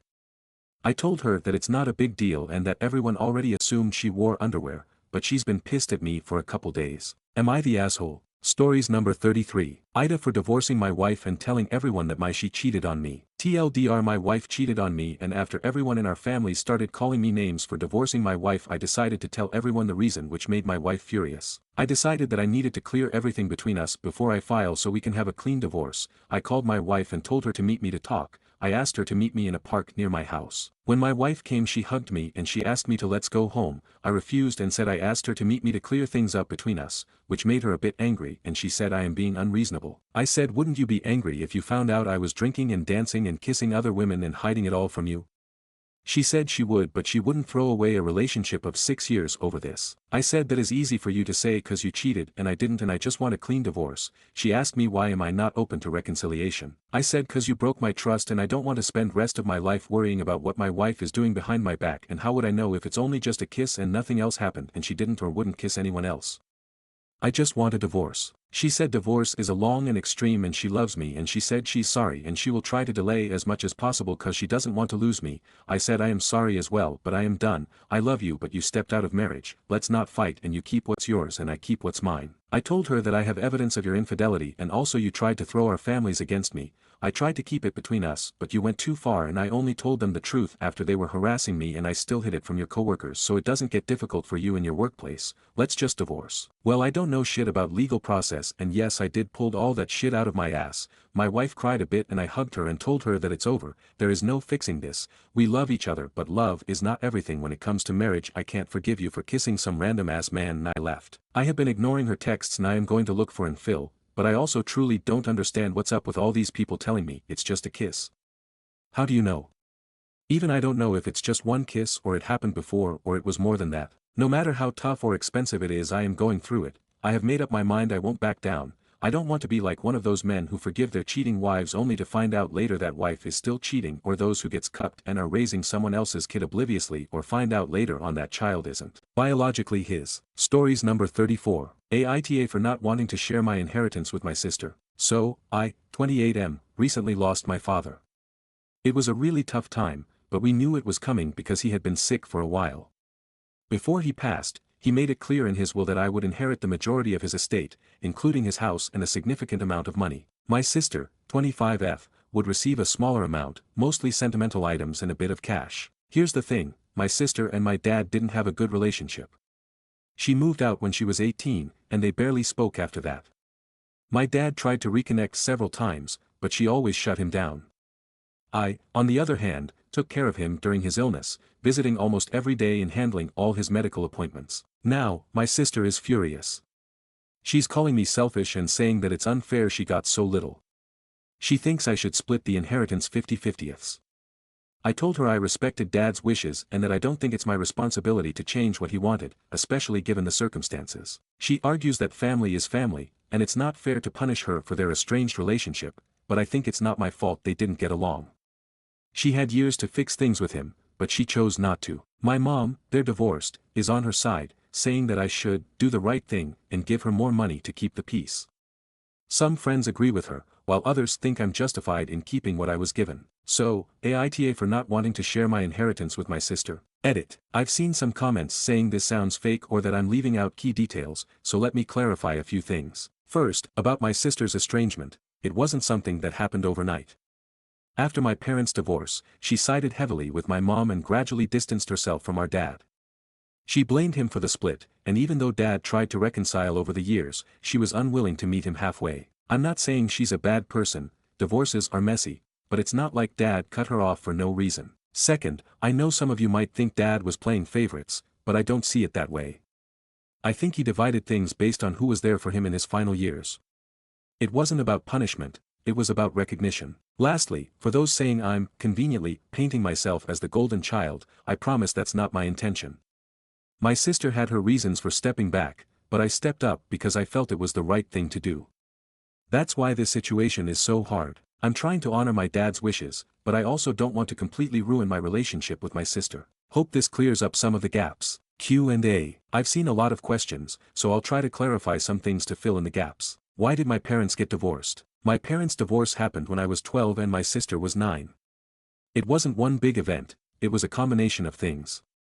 My dad worked long hours running his own business, and my mom felt neglected. She also said dad had a controlling personality, which caused a lot of tension. On the other hand, dad felt mom wasn't supportive of his career and resented him for working so much. Eventually, they just couldn't make it work, and they decided to separate. My sister blamed dad for the divorce because, in her eyes, he was the one who chose work over family. Mom didn't exactly help, she would make comments about how dad cared more about his business than his kids. I think this shaped my sister's perspective and made her more distant from him. Why were my sister and dad so conflicted? After the divorce, I stayed with dad, while my sister lived with mom. Dad tried to stay involved in her life, but the distance, both physical and emotional, made things harder. Over time, my sister started avoiding him. For example, he'd call her, but she wouldn't pick up. He'd send gifts or letters, and she'd never acknowledge them. One of the big breaking points came when she graduated high school. Dad showed up to her graduation uninvited because he wanted to celebrate her, but she got upset and accused him of trying to make it about himself.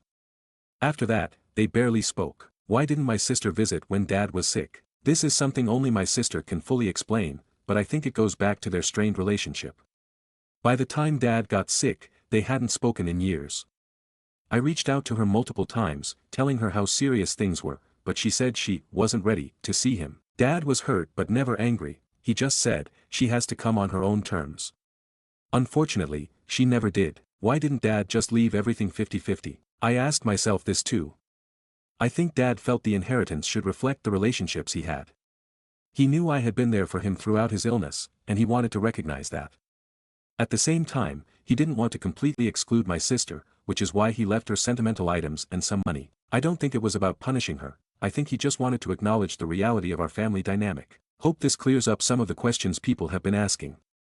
Let me know if there's anything else I can explain. Stories number 35. I'm so frustrated and tired of the not all men/yes all men discourse. I came across a post recently that criticized women saying yes all men/not all men, but always a man, and labeled it misandry and likened it to racism.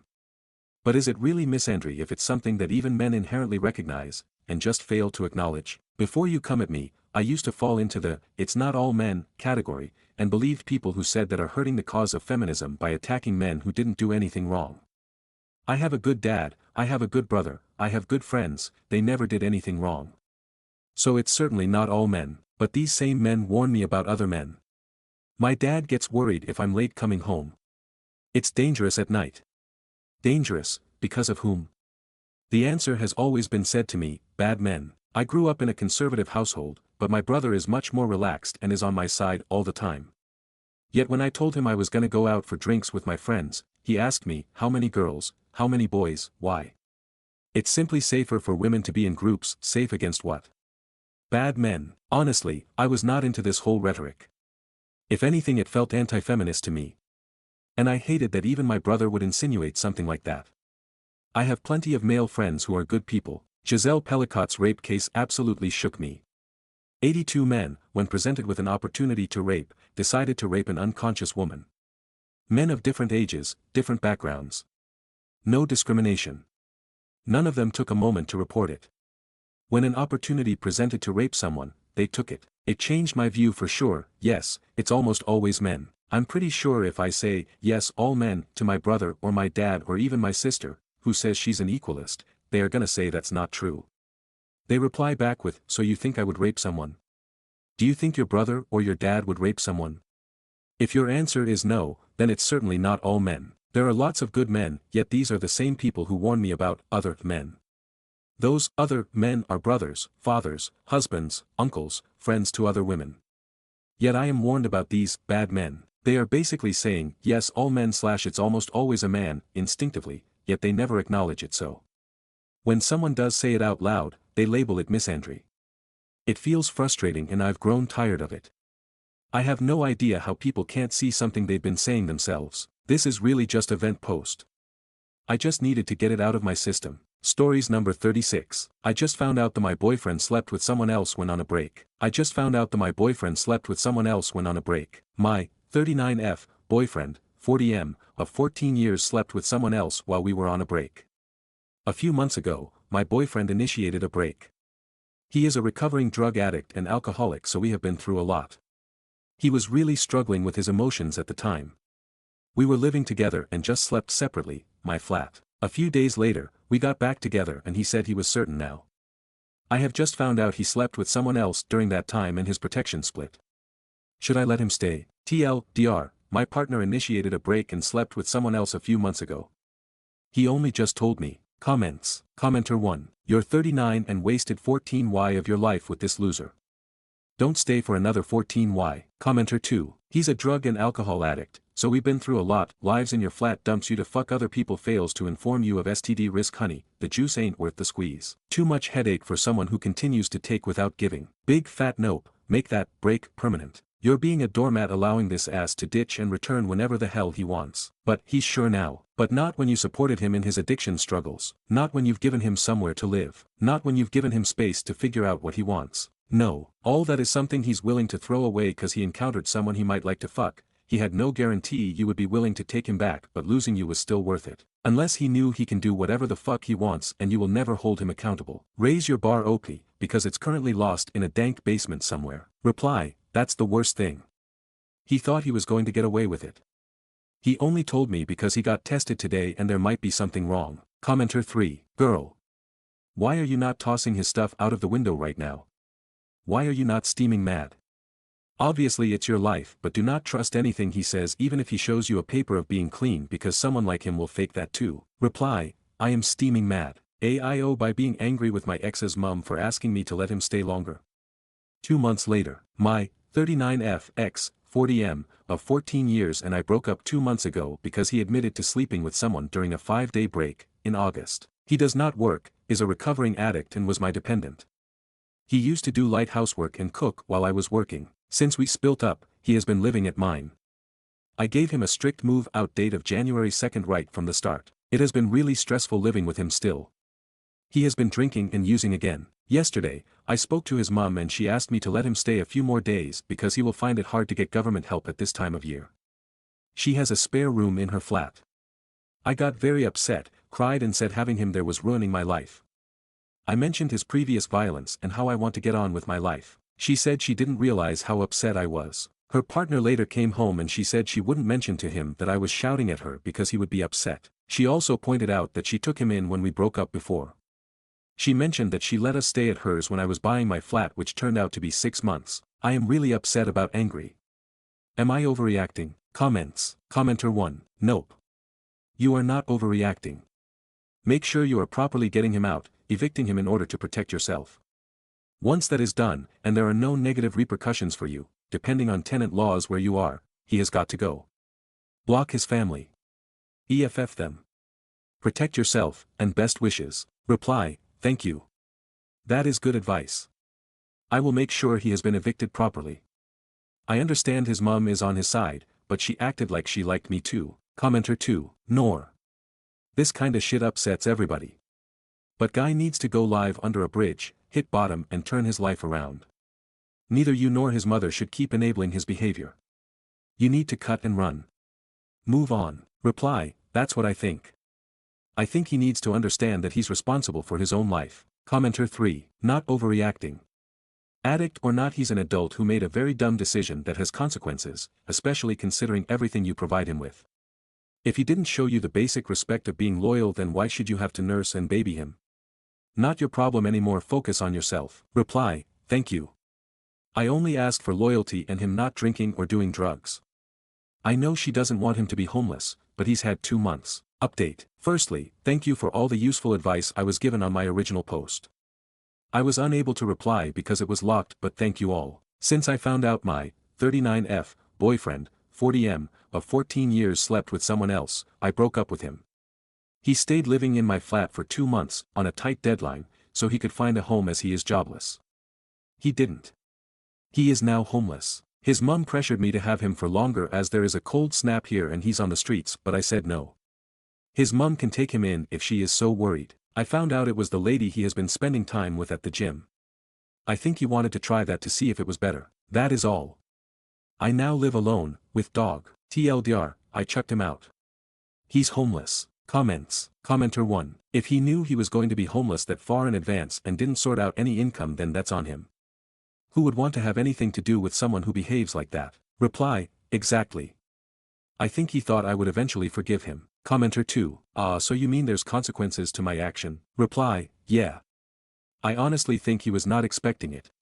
He said he knew he wanted me back immediately and thinks that's enough. Commenter 3. I want back the option for free shelter. Reply, yeah. I paid for everything for us both, so had quite an easy life. He did some housework and cooked most of the food. Commenter 4. Well, he's about to be cooking and cleaning 8 hours straight at Wendy's. Reply, LOL. I hope so. He hasn't really worked before, so it's going to be a struggle for him. Commenter 5. Just make sure not to take him back when he comes begging, cause he will. Reply, I have no interest in being back with him. You can't be with someone for the rest of your life just to make them happy. He was never happy anyway. Stories number 37. Aita for not giving my sister, 30F, and her new baby, 2 days old, the bedroom I, 33F, chose at our family holiday house. So my family have a holiday house on the coast. It's very old, but it's beachfront and surrounded by nature, great cafes and eateries, etc. Our family have been planning to come down here for months, however my sister was always tentatively coming due to being heavily pregnant. She gave birth on the 2nd of Jan, of which I was there for. The following day my partner and I decided to head down to our holiday house as planned. My sister and her new baby, 3-year-old, and her partner decided they wanted to take 2 rooms, the 2 best ones, due to having a baby and wanting to bring their days-old baby to the holiday house. My partner and I had already set up in one of the rooms they requested and had intentionally come down earlier to nab a good room. This is because I have severe skin allergies. Downstairs is very dusty in our holiday house, and even when it's just cleaned and I use my own bedding from home, I still get eczema flare-ups pretty bad. Last time I slept down there for one night I ended up having a flare-up that lasted more than 2 months. Aita for refusing to give up my room for my sister and her newborn baby. Stories number 38. Tofu when I, 25M, learned the language my GF, 22, speaks when she gossips with her friends. My GF is South African. Her native language is Afrikaans. I've been learning how to speak Afrikaans without my GF knowing. I secretly applied for online courses that I've been using on and off for more than a year now. My plan was to surprise my GF and her family with my American Afrikaans when I finally meet her parents in person for the first time later this year. I never intended to eavesdrop or anything, but learning Afrikaans in secret accidentally exposed me to sensitive information that my GF was sharing on the phone with her Afrikaans-speaking friends from South Africa. It was gossip I was not supposed to understand, but eventually I did. This is what I've heard in the past few months. My GF is planning to surprise me on my birthday by reuniting with her high school metal band and putting on a show for me. My GF wants to tattoo the names of literally all the Harry Potter spells on her back, but she doesn't know how to tell me because she's afraid I'll talk her out of it. My GF casually mentioned that one of the unexpected differences between her glasses and her contact lenses is that when she's on her knees looking up at me with her glasses on, my penis looks much bigger compared to what it looks like through her contact lenses, which is why she's keeping her glasses on during sex. Ouch. My GF is convinced that my parents are swingers because apparently there are always attractive couples hanging out at my mom and dad's house whenever we visit. My GF secretly finished the entire series of Better Call Saul without me, even though we agreed to finish it together, so now she's pretending to have no idea how the show ends. My GF is thinking about canceling the high school metal band reunion for my birthday because she's no longer sure if it's appropriate to team up with 2 of her exes that are original members of the band. My GF expects her dad not to like me. I would have preferred not knowing most of those things, to be honest, but there is no way for me to unlearn Afrikaans, so now I'm cursed with knowing too much while having to pretend I know nothing. TLDR. I secretly learned my girlfriend's native language as a surprise, but during my learning phase I became capable of understanding what my girlfriend was gossiping about with her friends when she thought I didn't understand. I've come to regret not telling my GF that I was learning her language from the beginning because I know things now that I wish I never knew. Comments. Commenters 1. The punishment for forbidden knowledge is knowing. LOL, keep it a secret, and when she asks you about it you just say, I'm speaking Afrikaans the whole time. Reply, or I'll deflect and just be like, Better Call Saul.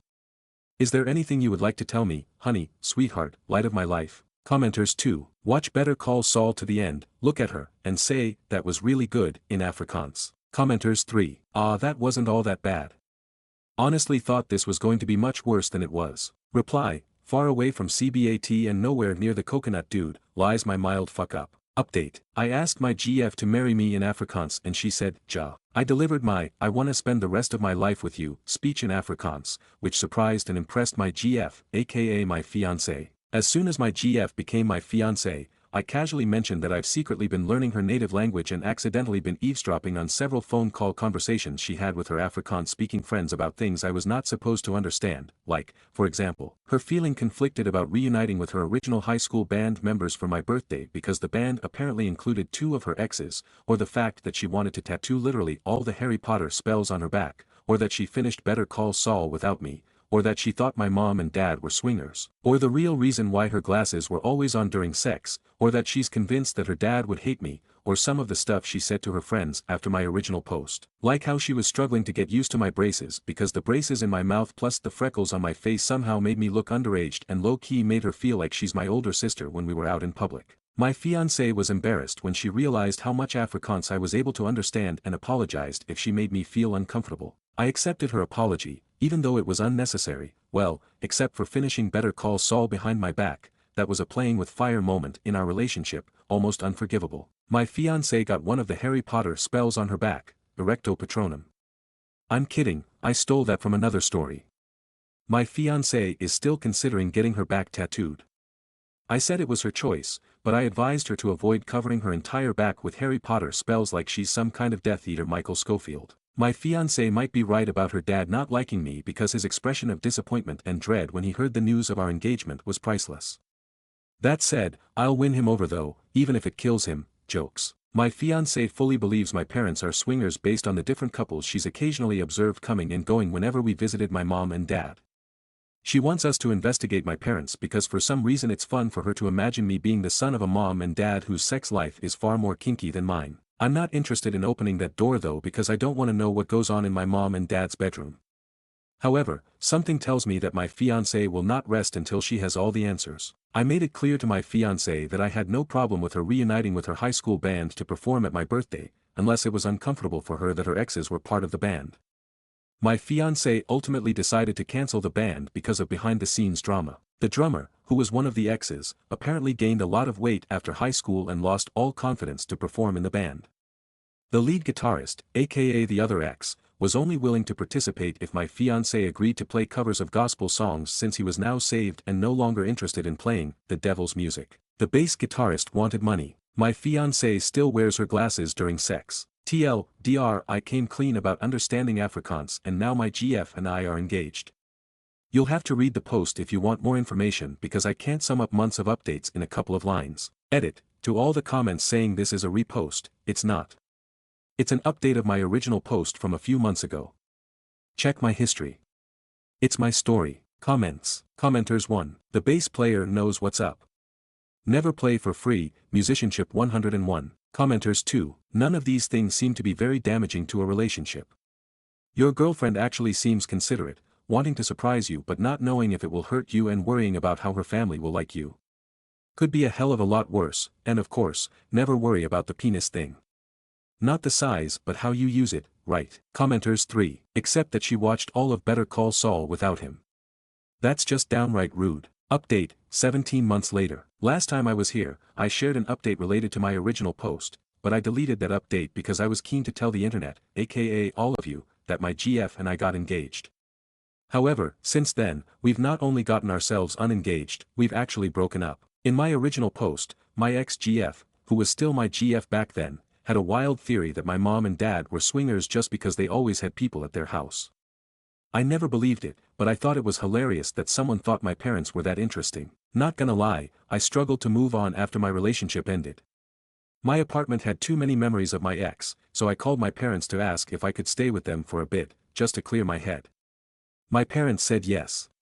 My dad offered to pick me up, which I accepted. What should have been a 10-minute drive unexpectedly turned into a 45-minute drive because my dad decided to take the longer route back to his house. When my dad was done making dad jokes to help me get over my breakup, he started doing that weird dad thing where he's trying to bring up an awkward topic, but it's too uncomfortable for him to just spit it out, so he ends up saying a bunch of words that only he understands. I was forced to interrupt my dad and basically beg him to make sense. My dad said since it was unclear how long I was gonna stay, he felt compelled to prepare me for what I might see at the house.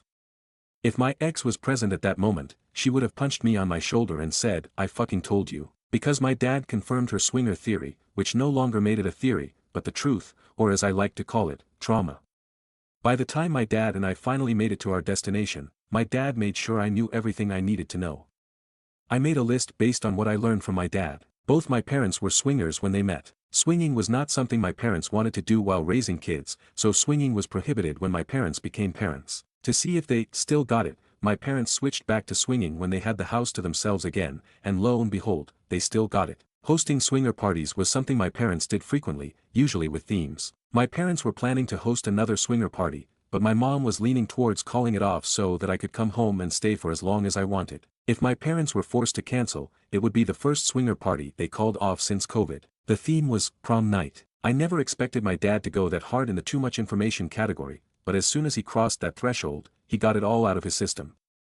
I stayed with my parents for a total of 2 days before it became abundantly clear to me that knowledge might be power for some people, but for me, knowledge was fucking punishment. My mom, who was unaware that I low-key knew she was swinger mom, attempted to convince me to stay longer, and she almost succeeded, but I was done with my dad using our father-son bonding time to play guess which one of our neighbors are also swingers. I used an Uber to get back to my apartment. No more dad rides. I've never been so happy to return to a place that was haunted by my failed relationship. TLDR. Relationship ended. Didn't want to be alone. Called my parents. Asked if I could stay with them. They said yes. Dad offered to pick me up. During the drive, Dad decided to tell me that him and my mom were swingers and kind of implied that I was fucking up their plans by unexpectedly coming over to be sad and shit. I returned to my apartment 2 days later with unwanted mental pictures of my parents fucking random people. Why the relationship ended. My ex and I broke up because of a tattoo. Her friend passed away, which prompted her to literally get his name tattooed on the back of her neck. The friend was someone my ex used to sleep with before she met me. I made it clear to her, prior to the tattoo, that I understood that it was her body to do with whatever she wanted, but as someone who was prepared to be with her forever, it was gonna be uncomfortable for me to see another guy's name on her body for the rest of our lives, especially the name of a dead guy she had casual sex with. My ex got the tattoo anyway. The tattoo was small and barely visible. That was her defense. I knew it was there. That was enough. It was also very fucking visible in the doggy-style position, sorry for the TMI. We argued about the tattoo until we eventually said enough hurtful things that could never be unsaid. Clearly, the tattoo was worth losing me because the tattoo is still there, and I'm not. Comments. Commenters 1. I can't stay here. Too many sad memories. 2 days later. Save me from the horrible things I now know, sad memories. Reply. I would gladly relive the pain of my relationship getting napalmed, then listening to my dad make up synonyms for swingers like no monogamy. Commenters 2. Don't tell your ex that no monogamy, she might add it to the list of spells she wants tattooed on her back. Relevant reference. How much of their decor is pineapple themed? Reply. A few comments in my previous posts made me aware of the meaning behind the pineapple in the swinger community, so I've actually been on the lookout for anything that so much as remotely resembled a pineapple whenever I was with my parents, but to this day, no pineapples. That being said, based on what I know now, thanks to my father, I actually won't be surprised if my parents were literally living in a pineapple house, like SpongeBob's, that only other swingers could see. Stories number 39. Aita for dumping my boyfriend over his shitty Christmas present and drunken shenanigans. Backstory. I, F31, love Christmas a lot. The lights, the music, movies, food, chaotic family gatherings, the busy stores, all of it. My now ex-partner, M32, does not like it. Believes it's all about consumerism, people wasting electricity on lights, all the music and movies is shitty etc. and he hates being expected to buy gifts for people. My stepfather died in November, he had been sick a while and we knew it was coming, but grief is weird and I didn't expect him to actually die. It's been hard. I focused on Christmas because it was something to take my mind off things. Knowing this, my ex still tried to make me feel bad for loving it. Christmas Eve, our usual tradition is to go to my family's house and we eat fish and chips together. I wanted that more than anything this year, but my ex had invited his family to ours a few months before my dad died. I asked if he'd reconsider, it was a hard no so I didn't ask again. He came up with an elaborate menu, I had agreed to make 2 sides and dessert.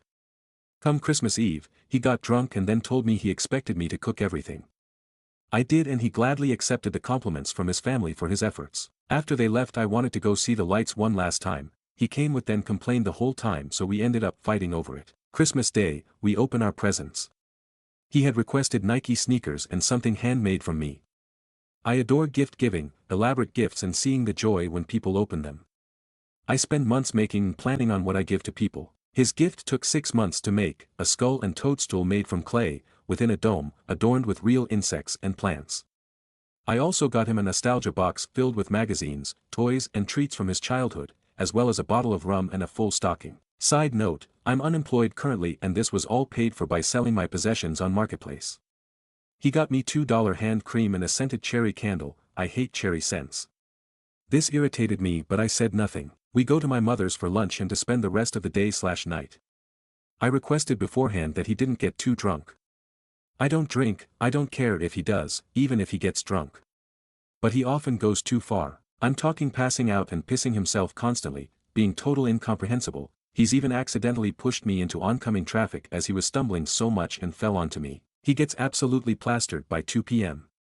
The rest of my day was miserable. He made a fool of himself in front of my family. I couldn't speak to him at all, and dreaded sleeping next to him in the spare room in case he pissed the bed or began to snore as he does when drunk. If any of us tried to speak of our stepdad and the memories we had, he'd try and change the subject and yell, "Don't speak about sad things, it's party time." After he'd passed out, I slept on the couch, really not wanting to be around him at all. I've stewed on this over the few days after Christmas, disgusted with his behavior and his actions towards me and my family.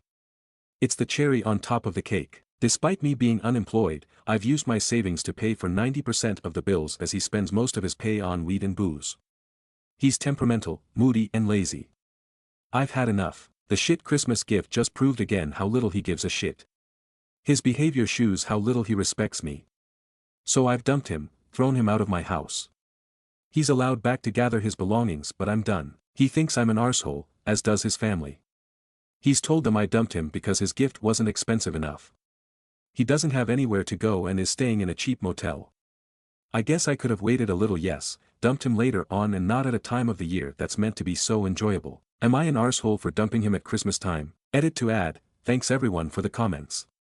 I know it's well-intentioned, but for a lot of people blaming me for staying with him, it's hard to leave an abusive relationship. I've tried to leave in the past and was physically attacked. Had threats of my dog being stolen and taken away from me forever. I also have a brain condition which disables me. I sometimes go temporarily blind due to hour-long brain conditions. I've had plans to break up with him for a while. I was waiting until I had family support closer to me, as the majority of my family live far away. My stepfather dying was a part of my decision process as well. I knew breaking up with him would backfire for the worst, and I didn't want my stepfather worrying about that on his final days on earth. Update on the actual breakup. My house was broken into, my laptop smashed, my car smashed up as well. All my sentimental items smashed to pieces.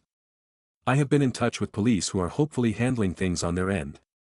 I've been put in touch with a DV charity who are giving me security screens and cameras to assist with safety. I've reached out to his mother and explained all that's happened. With the police reports and photo evidence, he of course told her a totally different story, but his family will not be contacting me further. It's easy to ask someone why they stay, but it feels like victim blaming. Being a good person who cares for others should not mean that nasty people take advantage. I've done what I can with all my ongoing situations, attempting to keep the peace for as long as possible. To know that someone I really love died worrying about my relationship was the push I needed. I'm aware that me dumping him over Christmas shouldn't matter because he hates Christmas, but it was another thing I knew he'd victimize himself on. Thanks all. Stories number 40. Aita for telling my dad to accept I'm not going to travel to see his wife's son who's a stranger to me. My parents are divorced and my dad has a wife. They got married 6 years ago and they met 8 years ago. She has an almost 10-year-old son. He lives with his dad in another state and I've only met him twice. I used to live equally with both of my parents until 3 years ago when I decided to live more with my mom. So I go to my dad's every other weekend now instead of every other week. And I'm 16, so I get some more sway in how I spend those 2 weekends a month with him. He doesn't get to demand a certain weekend like my parents could before. So my dad's wife's son is turning 10 soon and they plan to fly out for his birthday and they said I needed to come with them. I said no and I told Dad I'd see him another weekend. He told me we have to go as a family and I need to see my brother. I rolled my eyes at him and told him my mom's boyfriend's kids are people I know better and we don't call each other siblings. I also told him that his wife's kid and I share nothing and we're strangers, so he needs to stop acting like we're connected. He told me it's wrong to say we're strangers and we're still family even if we don't spend a lot of time together. And he said I need to make the effort to go. So I told him he needs to accept I'm not going to travel out of state to see his wife's son who is, and always will be, a stranger to me. Dad said I was being disrespectful and dismissive and I should make the effort to get to know my only sibling and form a family. Aita. Stories number 41. Wife using phone in movie theater. Went to see a movie with wife, 28, and her family. Her mom and 2 sisters were with us. The entire time, she and her youngest sister were on their phones. At the end of the movie, 2 different parties commented to us about their behavior. I sat back and didn't say anything while a man from the first party and a mom with her son from the second began telling off my wife and her sister. It wasn't until the end, when voices started getting high and aggressive, did I step in and put an end to the dispute. Got home, and wife gave me hell for not sticking up for her. I told her she was wrong, she shouldn't have behaved that way. It reflects bad on me and the family, and I agree with what they said to you. What really set her off was when I brought up the 60-second still frame before the movie starts that reminds people not to take their phones out, which she missed due to her being on the phone. Her main argument is, we are married.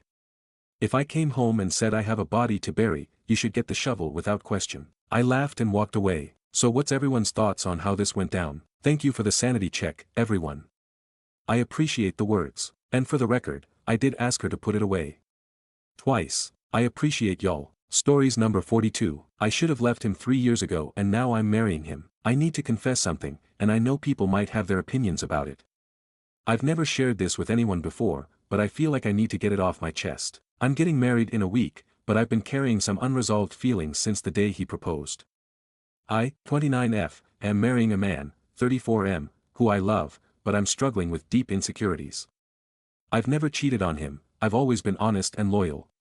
But he emotionally cheated on me. He was texting other women, making inappropriate comments, and even saying he wanted to sleep with them. At the time, I was ready to leave, but he convinced me he would change. He has been better for the last 3 years, but I still carry this nagging fear and doubt in my mind. What he did really affected me. It hurt my self-esteem, my confidence, and even my sense of self-respect.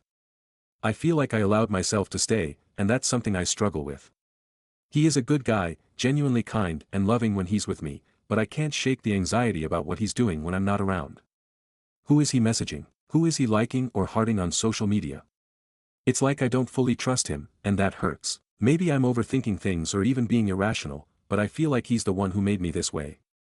I'm ashamed of how I've let this relationship affect me and how far I've let it progress, and I feel like I'm too far in to back out now. Instead of constantly asking myself if I'm making the right choice, I tell myself, make the choice right. So, I'm trying to just enjoy the connection we have and push my doubts aside. But deep down, I wonder if I'm the right person for this relationship, especially considering his narcissistic tendencies. It's exhausting, and I'm just sad. I don't know what the future holds, but I'm trying to make the best of it. Stories number 43. Aita for sending my ex's new GF a screenshot of him trying to get with me. Some background, my ex and I were together for 13 years and have a few kids together. The youngest being 2. We separated a year ago and have tried our best to have a decent friendship for the kids. However, he goes in cycles where we get along until he tries to sleep with me or get us back together and I don't want it, so then he insults me, gets mad, and blocks me for a few days or a week, whatever. He is a SOSO parent. Anyways, a few months ago he had the kids for a few hours and before, and when I dropped them off he texted me and made remarks about wanting to take me out, and fuck me, I do not entertain any of it. Anyways, I picked my kids up after a few hours and my kids informed me they met his girlfriend. It was a disaster and he tried to bribe and beg our oldest to not tell me. I don't care that he has a girlfriend, but I did try to ask him why he is talking to me that way if he is seeing someone serious enough to bring around his family, because that's not him. Instead of ignoring the question or answering, he decided to ignore me, but more importantly his kids for the next 2 months, only seeing them for 4 hours. Wouldn't return their calls or messages. I was really upset and hurt one night, so I sent a screenshot of the text he sent me on the day my kids met her, to her IG and told her, since she is okay being with a man who doesn't see his kids anymore, then she is probably okay with dating a man who cheats too, and then blocked messages back. 2 days later he was back to seeing his kids on scheduled times and talking with them. I don't know why I have been feeling so guilty about it. I almost feel bad that I may have ruined his relationship. I hate that after all the BS that's been done to me, I don't like the idea of hurting him or somebody getting hurt in the mix. Did I do the wrong thing? Stories number 44. Aita for not caring. My ex is upset about the dream life I am giving my current partner. I, 34M, share a 13-year-old daughter and 10-year-old son with my ex, 37F. I have a 2-year-old son with my current partner, 29F, who is also pregnant with our second kid. General background: my parents were both doctors, but died in a small plane crash when I was 14. There was a lawsuit and they had assets that were in a trust one got when I turned 18. Therefore, at 18, I inherited a pretty substantial amount of assets. I met my ex when I was starting college at 17. She got pregnant. She wanted to be stay-at-home like her mom. I was supportive of that. But, she did not do the activities that typically come with being stay-at-home: cooking, cleaning, managing the household, etc. I offered to hire some help, but she did not want strangers in the house. We surprise got pregnant with our son and told her something had to give. I was working and looking to go to grad school soon. The solution was to move closer to her parents and got into grad school there and got accepted. So, we moved. There was a particular house near my in-laws that both of us really loved. I originally showed it to my ex and she loved it. It was on a large corner lot and we each dreamt of buying it if it became available. But, no plans were in place to buy it. Prior to our son being born, the discussion we had is she would get a job once both kids were in school. When our son started all-day pre-K, I suspected she would look. She refused. We fought about this for a year. We divorced. We split custody and I pay child support. About a year after our divorce, I met my current partner. Since getting pregnant with our son, she has been stay-at-home. About 4 months ago, the house my ex and I dreamt about buying came on the market. We made an offer, and it was accepted. We just spent Christmas there with all the kids. This last week, my ex called me pretty irate. She is pissed I bought our house and that she heard from the kids that we are considering whether my partner will stay home permanently. They overheard a conversation we had with adult family members at Christmas. She says I am giving my partner her dream life. I laughed and told her, beyond what affects our kids, I have no concern for how she feels, and hung up. According to my kids, she has been pretty upset. Aita. Stories number 45. Wife using phone in movie theater. Went to see a movie with wife, 28, and her family.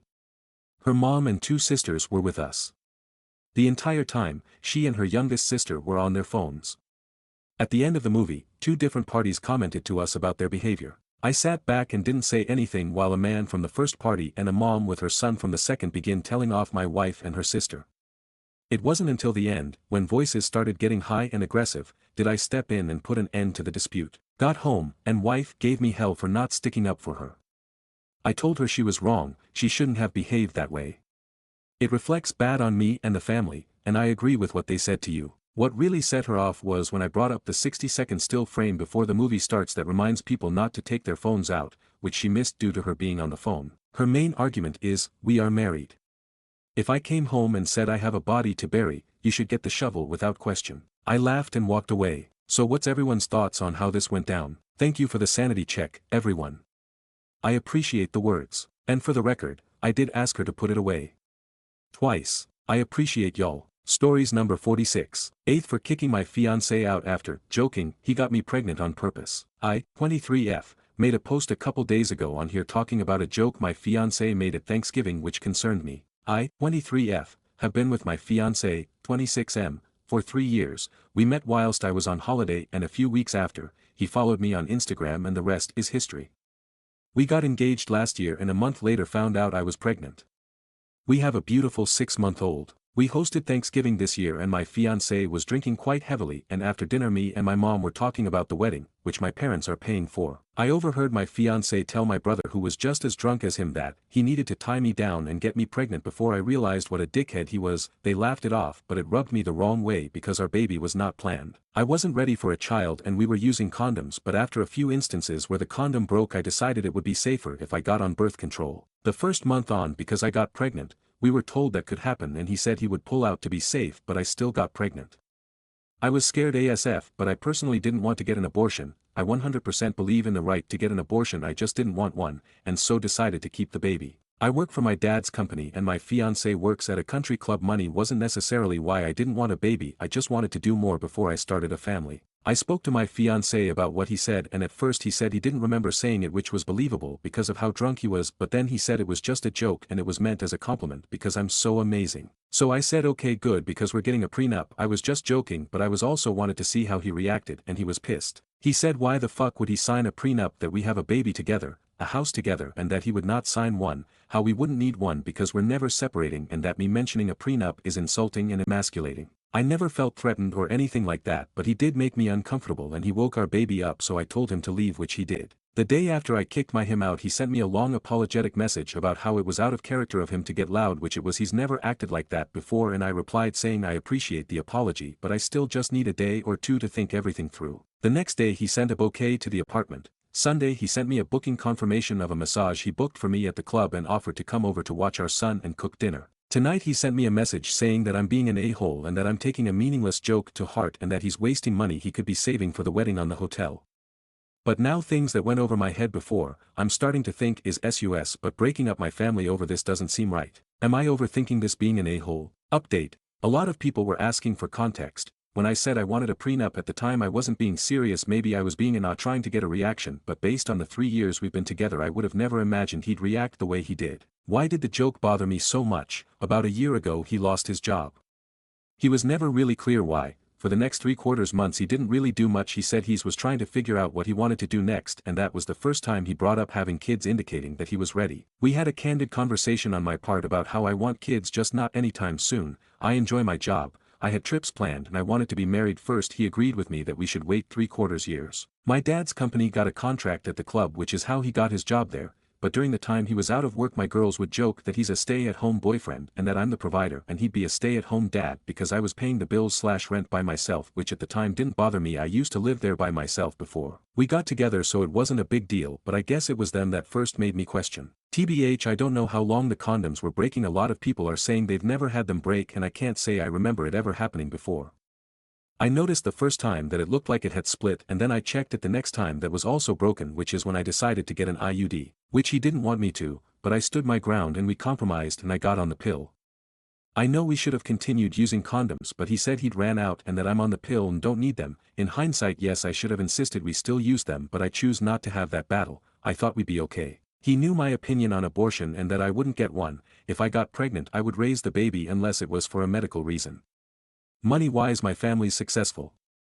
I work for my dad's company. I have 2 trust funds, one of which I got at 18. Before I fell pregnant I was making plans to start my own house flipping business, but I decided to put that on hold. I still work from home on flexible hours, but he said once we're married he wants me to stop working so I can focus on our kids and that he'll support us, but I've never really liked that idea, mainly because, although I've never had to worry about money, my parents always taught us the importance of financial stability and my mom's always said to never be financially dependent on anyone.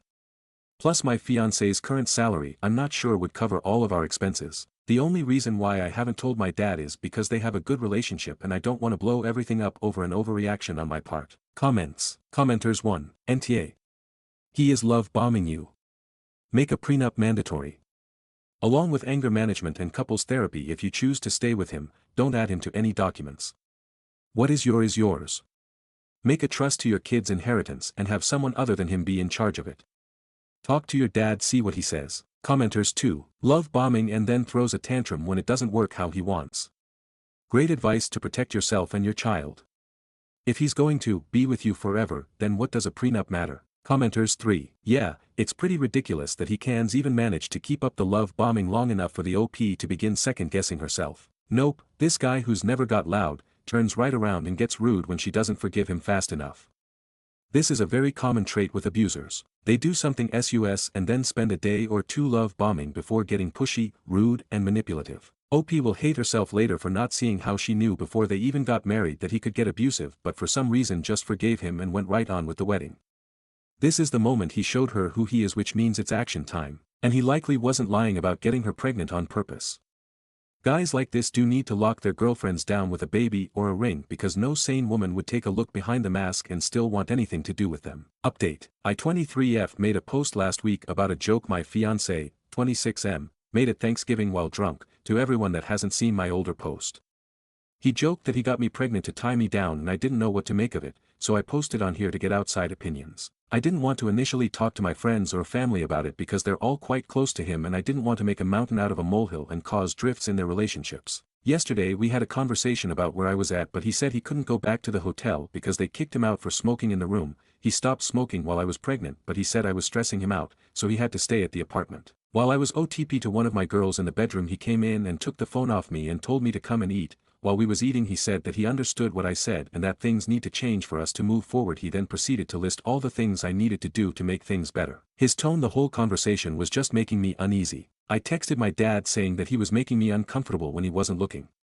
I went to check on the baby and when I came back I saw him take my keys out my purse but didn't say anything. He took my silence as agreement to everything he said and went to bed, instead of the couch like we had agreed. Like everything was normal, I stayed in the living room and my dad, bless him, drove 6 hours to come and get us. My dad got to the apartment around 5 this morning while my fiancé was still sleeping and we left. Me and my son are at my parents' house now. My fiancé's been blowing up my phone since this morning. I sent a text to him as we were driving off saying he wasn't respecting the fact that I needed space and time to just figure everything out, so he could stay in the apartment and I'll stay at my parents'. We haven't officially broken up or called the wedding off. My parents who've paid for it have said that they don't care if I want to call it off, but I feel bad. But I just want to say thank you to everyone who replied to my original post and private messaged me. I didn't think people would care about me. I feel like every option I have is bad. The thought of being a single mom is scary. If my fiancé's behavior gets worse, that would be shit. If we cancel the wedding and cost my parents thousands of dollars, I'll feel guilty, and if we break up altogether, we just got a house together, we're both on the mortgage, our joint accounts, and I've been with him since I was 19. Being without him for good is also scary. Comments. Commenters 1. He sounds crazy and not the type of person you'd want to spend your life with. Commenters 2. NTA. What he said was really insensitive. Having a woman pregnant on purpose, especially if not planned and you made it clear that you didn't want, is a serious matter. I believe you can seek legal advice. Though I'm no expert, but you are NTA. You did the right thing. Warm hugs to you, I hope you figure it out, smiley face. Commenters 3. It wasn't a joke. It's what he actually did. He just accidentally said it out loud too early because he thought he had her locked down. Commenters 4. Do not feel guilty about stuff that can be replaced or remade. Money? Not a problem. Canceling the wedding? Embarrassing for him because you know why you need to leave. He physically ripped the phone away from you, took your keys, and was absolutely being abusive and throwing all the red flags you needed to get your dad to get you out. You and your baby's safety is top priority. If you go back to him, you would then have a right to feel guilty putting you and your child in harm's way. Do not go back to him. Get your father and police to show up at the apartment with you to retrieve your stuff. Go to court for child support/custody. Do not give him a chance to get more violent and controlling. Please OP, you only have one life. Do you want this to be your life 20 years down the road? He admitted exactly why he got you pregnant and you should take it at face value with everything else he's showing you. He thinks he has you trapped and you need to prove him wrong. Small update in the comments. He took my phone to get me off the call. I didn't expect him to literally come and take it out my hand. He gave it back when I came out the room. He just did it to get my attention. I left with none of my stuff, only essentials for my son. I will have to go back, but my dad said he and my brother will go today. New update. I, 23F, made a post on here about my ex-fiancé, 26M, and a joke he made at Thanksgiving. Things escalated and I decided to take our 7-month-old and leave. We've been at my parents since then. I didn't go about it the right way, leaving without telling him, and the next morning, understandable, he was confused when we weren't at home. Initially I went no contact, and because he couldn't reach me he called the police saying that he thought I was having some type of breakdown and have PPD and that he was afraid for me and our son's safety. The police alerted my parents that I'd been reported missing and asked if they'd seen or heard from me, and we explained that I left because I felt uncomfortable in the apartment with him. So I started speaking to him again. I told him why I left but apologized for leaving the way I did, and he also apologized for everything that's gone down. He said he'd bought stuff for me and the baby for Christmas already and wanted to give it to us, so asked if he could come to my parents' house at Christmas. It was our son's first Christmas. Despite what's going on between us, he's still his dad and I didn't want to make him miss out. I explained all this to my parents who agreed to let him come, and we had a good day. He brought the stuff like he said and he was respectful and didn't drink. It felt like how it used to. He came back the next day because he left his wallet, but we talked for a while. He promised to stop drinking because that was what caused everything, him getting drunk and saying something stupid without thinking, and he was alright with us postponing the wedding, saying he just missed his family. He asked if we'd come back with him, but I said I wanted to stay here. He said he understood. We didn't speak for a few days and he sent a care package with things he knew I liked, and he wrote in the letter that since all my stuff was still at the apartment he wanted me to have things that reminded me of home.